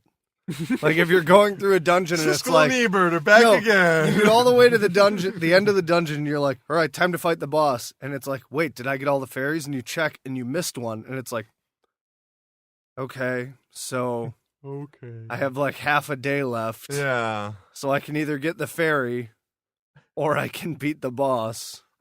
I guess I'll just beat the boss and then I'll have to come back and beat the boss again so that I can get the fairy. Whenever people are trying to explain to me like general problems they're having in video games, they just sound like crazy people. Like, oh, I gotta get the fairies, but there's more fairies. What do I do? Do I go back in time? There's only half a day left. I get the fairies. Like, I'm just waiting to just be like sharpening a blade the whole time you're saying it. Other than that, the game is really cool. Does it look It's a good good? time. It does. Okay, because you're playing on the regular 3DS XL, whereas Yes. I'm on the well, I don't want to brag, but I got a new 3DS. Oh. Why would that be bragging? I don't want to You brag. made an irresponsible financial decision. Don't you already have a 3DS and a 3DS XL? Yeah. Yeah. So now you have 3 different 3DSs. Well, one of them's going to be turned into a capture device eventually. So that's the reason that Eventually. Eventually. But that was not the thought when you bought it, correct? No, in fact, I might buy a fourth one to make it a capture See, device. there we go. Yeah. Because I got my Yeah. original black 3DS that I bought on launch day, which I was a fool and paid almost $280 for. And then I got the XL, which I was a fool because the next week they announced the new Nintendo 3DS. I have 2 3DSs. Yeah. Or no, 2 DSs. Like I have a DS Lite and the 3DS XL. That's it. How did we get so accustomed to saying DS is? We all got okay with I saying don't know. that. Yeah, DS. I have a DSS. Anyway, I got what else did I got covered? Oh, Ori and the Blind Forest. It's really good. Ori and the Blind Forest is a really, really good game. And I'm not going to talk about it too long, except to say it's hyper challenging, and you actually need to do a lot of platforming and wall jumps and crazy jumps that you barely think you can make in this Metroidvania style game that looks like a Miyazaki film, kind of mixed with Fern Gully, kind of mixed with Pixar. It's gorgeous and touching and beautiful, and has wonderful music. It will win music for best. It will win music. It will win. It wins music. It will win an award for best music. I guarantee it. I guarantee it. It's so fucking good. Some of the best visuals I've ever seen. It's on PC and Xbox One. Just go play it. I don't want to spoil it. It's fantastic. But the game that I did play, and I have a review coming out on ExpressMilwaukee.com this week, is Hotline Miami 2 Wrong Number. Questions, anybody? Based on your expression, I feel confident in the fact that I did not pre-order this game. Yeah. Okay, so let me explain something to you. My review does not take into account the comparison between Hotline Miami 1 and Hotline Miami 2. I don't think that's fair. If I did, the score would be lower. But taking it as its own game, Hotline Miami 2 takes place in 1991, 2 years after the masked killings. Basically, it is almost like a Guy Ritchie movie where you're jumping from protagonist to protagonist just to figure out what's going on. You know, it's like, oh, it's this journalist that's trying to write a book on the mass killings. Oh, it's this, cop that's decided he's going to just start taking advantage of all these mass murders. Oh, it's a gang of people that wear animal masks because they want to just be like the protagonist from the original Hotline Miami. Oh, it's this gang boss that wants to revitalize his gang. And everyone has their own story. You even go back to 1985 to prevent the Hawaiian invasion of Russia. The Russian invasion of Hawaii. The communist invasion of Hawaii back in 1985. Those are both weird. Yeah, it's a very, very strange game. And the plot is essentially nonsense. They never explain what's going on, and they always avoid the questions deliberately. But here's the problem. You remember in the original Hotline Miami how you would just pick up weapons and bash people's brains in, then pick up guns and shoot them? It's the basic gameplay. Yeah. This game tries to change up the gameplay a lot, especially in the military sequences. You already have a gun you can pick, which you cannot swap out, and then you can press a button and swap out for your knife, right? So you have to find ammo caches, but you can just find an ammo cache and just be like, run towards me, run towards me, or just fire blindly in that direction. Because who cares? You're not going to run out of ammo. Right. Yeah. And then there's just fucking sequences that graphically don't work. They do not work. There's this one nightclub sequence where it dims and brightens and it dims and brightens, which sounds really cool. How tense is that going to be? But Hotline Miami is so random when it comes to AI that it actually just pisses you off, especially when they have those black dogs. The dogs that perfectly blend into the fucking background of every goddamn stage. It's infuriating. How didn't they fix that? Then there's other people that will just come to life randomly, run up towards you and choke you. It's bullshit. It's not. So zombies then. So you said this game's really good. So memorization, yeah. That's what I say. It's a memorizing game. Yeah, it's not a fun game to play. Yeah, for the most part. Because there are still a number of stages that are so fucking cool. It's unlike anything else. You can't play anything else like Hotline Miami. Like, one of my favorite moments is, walking into this room where there's a guard with a gun and a fire axe on the ground. Outside of that room, there are two men that have melee weapons, 3 men in the next room. 2 of them have guns. One of them is a big guy that can only be taken out with a rifle. So, immediately walk into that room and quickly pick up the axe and throw it directly into that guy's face. Grab the axe, cut up those other 2 people, grab the gun, shoot the fat guy, run backwards while they're firing guns at me, and then run back out with the axe and killing them. And again, a 6 times combo. It's like when it works, it's fucking beautiful. But when you're in those military sequences, it's just no, just pick up ammo. Pick up ammo, or, oh, sorry, you can't see what's going on. The lights are turning on and off. You need to communicate to me what's going on. And on top of that, the stages are even longer and even bigger to the point where you think you've taken out the entire room, but all the way on the opposite side of the stage, there's somebody with a pistol, and they just shoot you and take you out because they saw you through a window. It's not cool. The way you feel about this game, your frustration, sounds like how I felt trying to beat the first game. No, I think the first game is perfect. Every year I pick a game for Christmas or whatever. 1 year it was Hotline Miami. I kept giving away codes for Hotline Miami. You remember this? I do remember. I was giving out codes for Hotline Miami. The year before that was Fire Emblem. I kept saying, hey, it's Fire Emblem on the 3DS. And this year was Bayonetta 2. I just kept giving Bayonetta 2 away. If someone didn't have a copy of Bayonetta 2, where were you, Brandon? I didn't get one. Yeah, it should have been on the show This is earlier. terrible. It's terrible. But yeah, I mean, it's so sad and frustrating that this game is like so unique and beautiful and insane. I mean, the storyline is like garbage, but the plot points are interesting enough. The beats are interesting enough. There is no arc. But man, like great music still, awesome graphics, exposed entrails, dogs' heads being bashed in, people just getting picked apart individually, people on drugs. Like the entire stage is freaking out and flashing before you. People are handing you shotguns that are shooting out magical fireworks that are disintegrating mud monsters. Like it gets crazy later on. But no. No.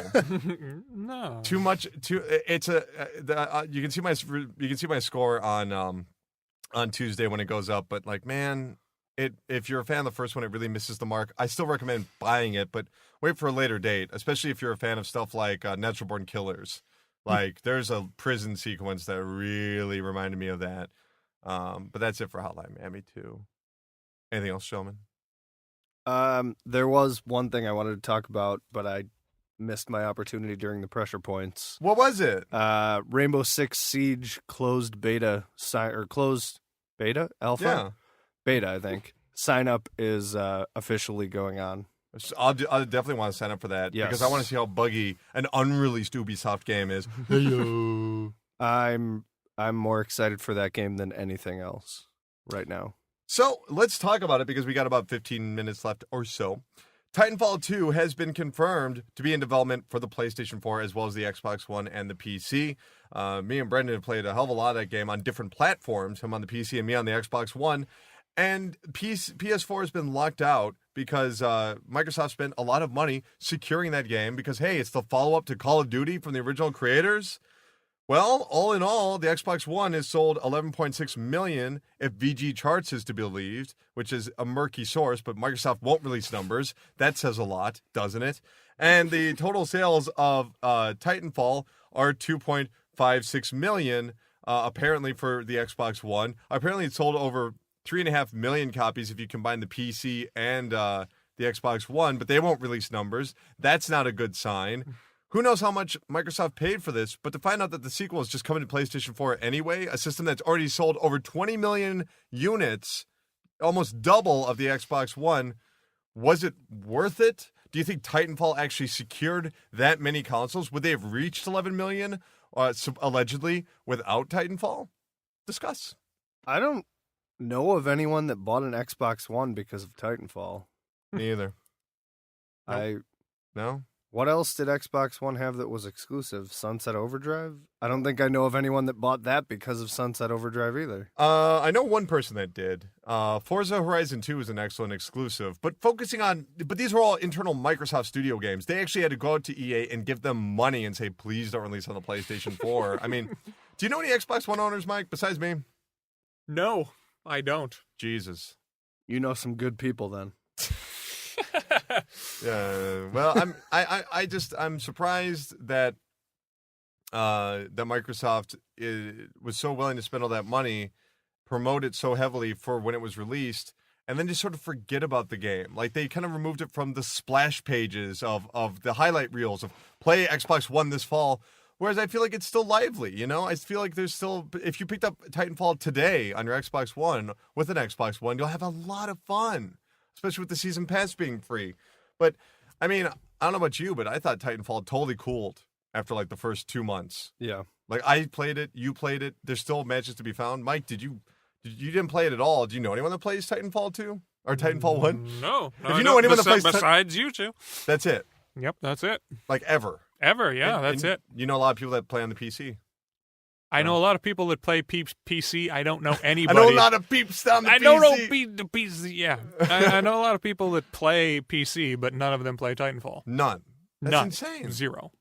Like, I question whether or not Microsoft really thought this through, because there's no way that EA was going to just like accept a small chunk of change for the follow-up to Call of Duty. Yeah. Crazy. Okay. Well, I've just stopped buying EA games, so. That what I think that is your prerogative. Like that's the right way to go about it. Because there are people that are like, fuck EA, I hate them. I buy all their games and they suck. It's like, okay, buddy. Don't get me wrong, EA and Ubisoft, while we're talking about it, are terrible companies that release broken games. But Titanfall wasn't really broken. Titanfall was great. So I bought it.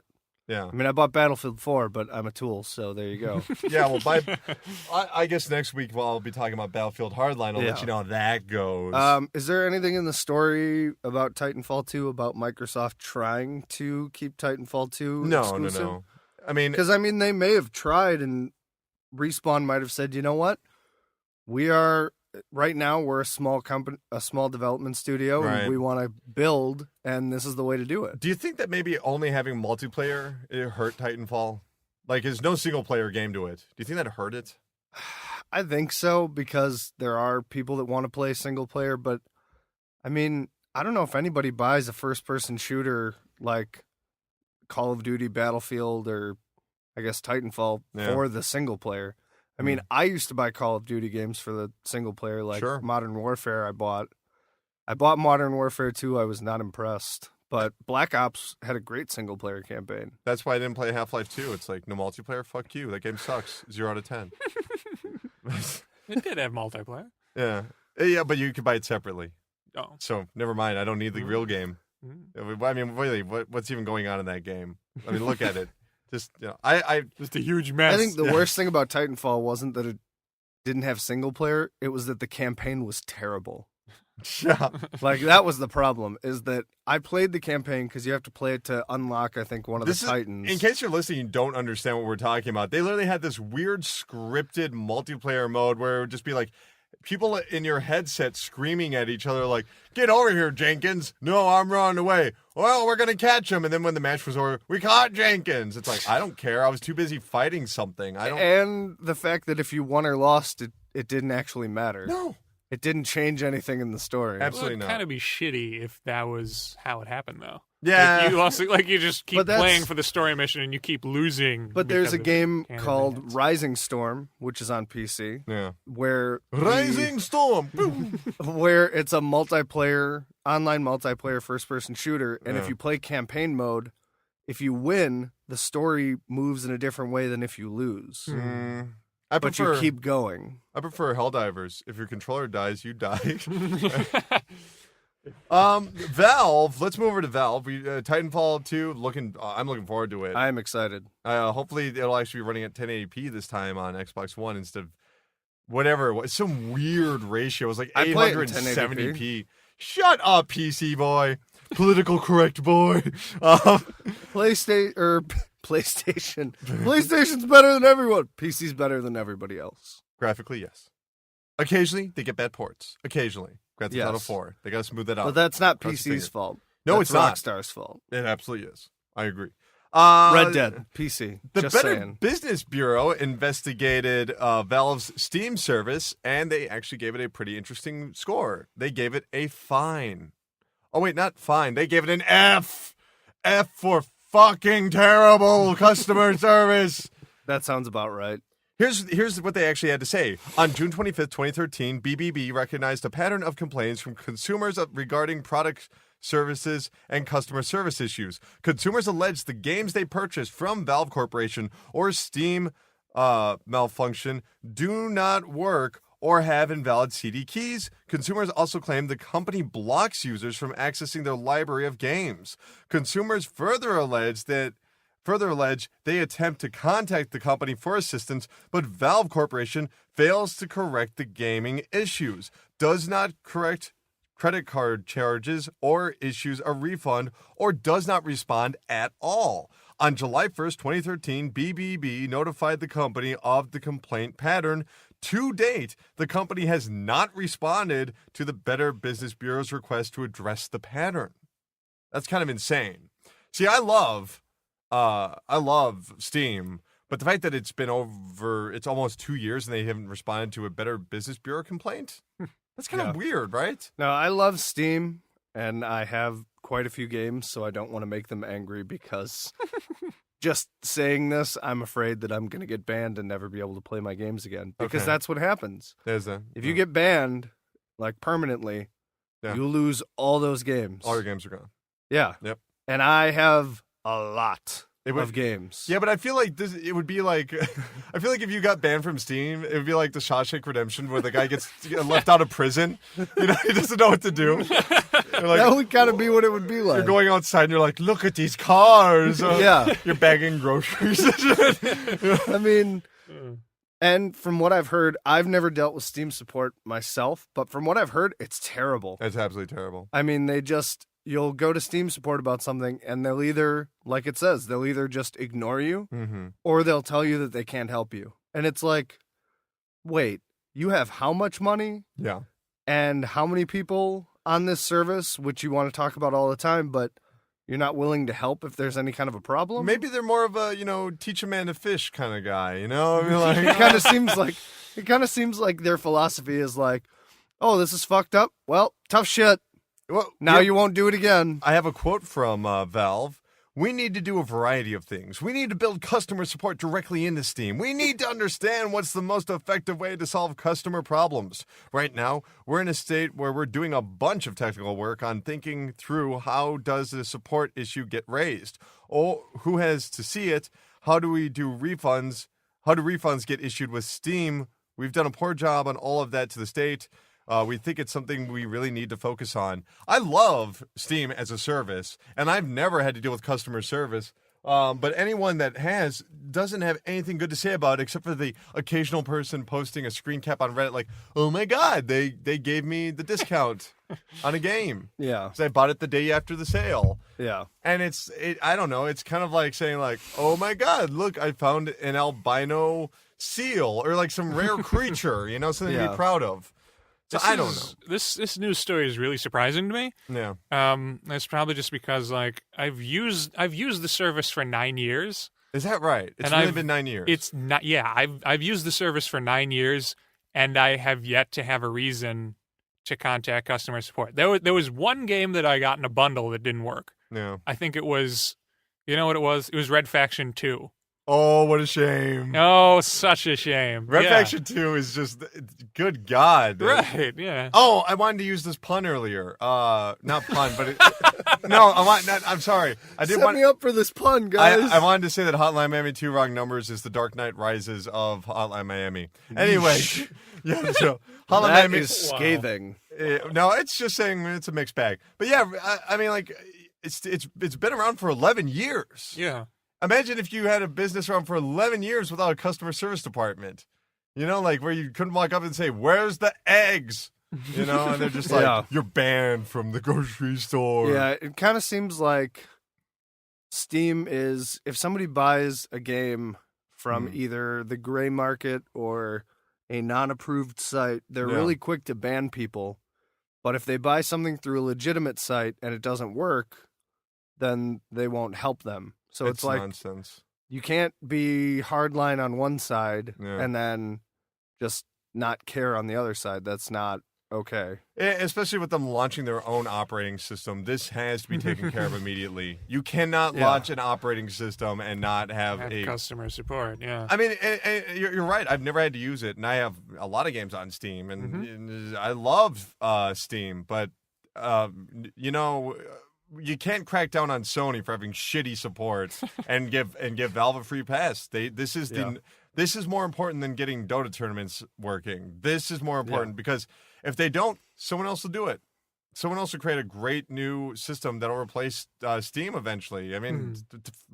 Better customer support. Commodore will never fall. You know what I mean? Like, this is technology we're talking about, and things just get replaced constantly. And people are like, Apple computers, what a joke. And then, 5 years later, it's like, Jesus, the iPod is everywhere.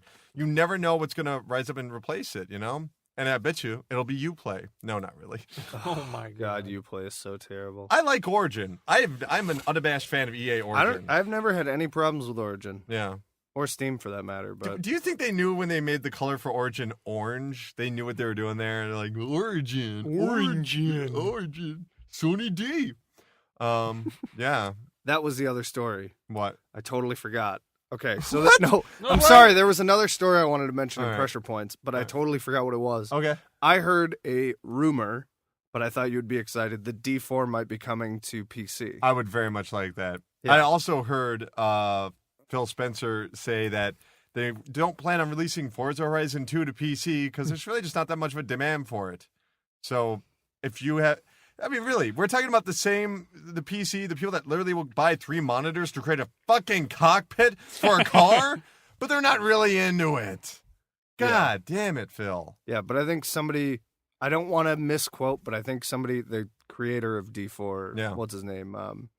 Oh, God, Swery. Yeah, said something about wanting to put it on PC. Okay. I'm not entirely sure, but I think that's what it was. Interesting. D4 is an awesome game. There's literally a woman dressed up as a cat in your apartment. Everyone just treats her like a cat and doesn't find it weird at all. And they sit around and talk about chowder. They're comparing Boston and New York chowder. It is amazing. That game sounds like a video game version of the conversations I used to have with you in high school. Totally, man. I like to think of it kind of like imagine an enlightened Tommy Wiseau. Like, this guy actually gets that he's funny and knows how to still deliver that sense of humor. Because he's the same guy that made, come on, what do you make? D4. Deadly Premonition. Deadly Premonition. D4 is by the same guy made that. It's so good. The video game spiritual remake of Twin Peaks. And if you want to travel back in time in D4, you got to get in the bathtub. Yep. Of course. Yep. That's how you travel back in time. It's such a good game. Although it's an unfinished game because it's episodic, and who knows if we're actually ever going to get any more episodes. Thanks for not promoting it whatsoever, Microsoft. But if it goes to PC, it'll sell great. Yeah, I that's what makes so fucking hell. Just release everything you have that's exclusive to the Xbox One on PC. It will sell. Microsoft. I'll buy Sunset Overdrive if it comes out on PC. And Forza. Do you think anyone would give a rat's ass about Alan Wake if it was not released to PC and if it was just an Xbox 360 exclusive? If anyone would even remember that game right now? I think I own that. You do own that. I definitely own that. Because it's a game. You do own that. Because it's a game available on Steam. You own it. Yep. Trust me. Yep. Yeah, that's mostly true. Yeah. Games for Windows Live. Okay. You want to close out the show? Any other news? Just listen to us on TuneIn Radio. You know, rate and subscribe, all that stuff. There's no other news left. I'm good with it. All right, let's close out the show. Mike, is there anywhere you want people to reach you on the internet? Nope. Fantastic. Good answer. Brandon, where can people reach you? Twitter and all that good stuff. Twitter at Brandon Jonathan. I spell it every week. Not doing it anymore. Yay. You can figure it out. Just search. You'll find it. Just look in your heart. And Steam, Brandon Snow with a 0 in place of the O in snow. Fantastic. You can reach me on Twitter at Dr. Karate Chop. That's at DR Karate Chop.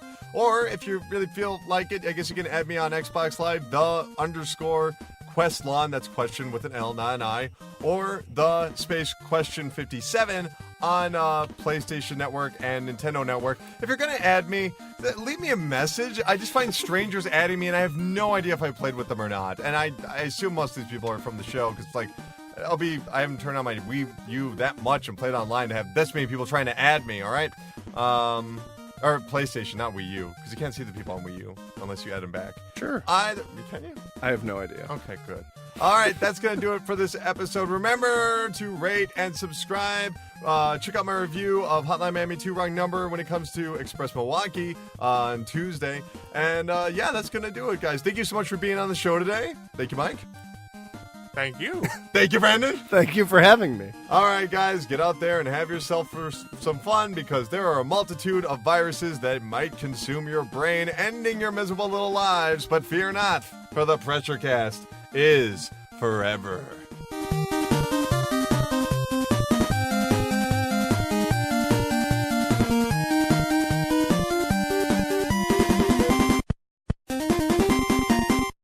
PRESSURECAST, weekly video game news podcast, is solely owned and operated by Colin Tanner. Guests of the PRESSURECAST are not employees or freelancers of Colin Tanner, the PRESSURECAST, or VideoGamesAreDumb.com, and are not paid. Music featured on the PRESSURECAST is property of their respective owners, and no infringement is intended. For more information, email pressurecast@gmail.com.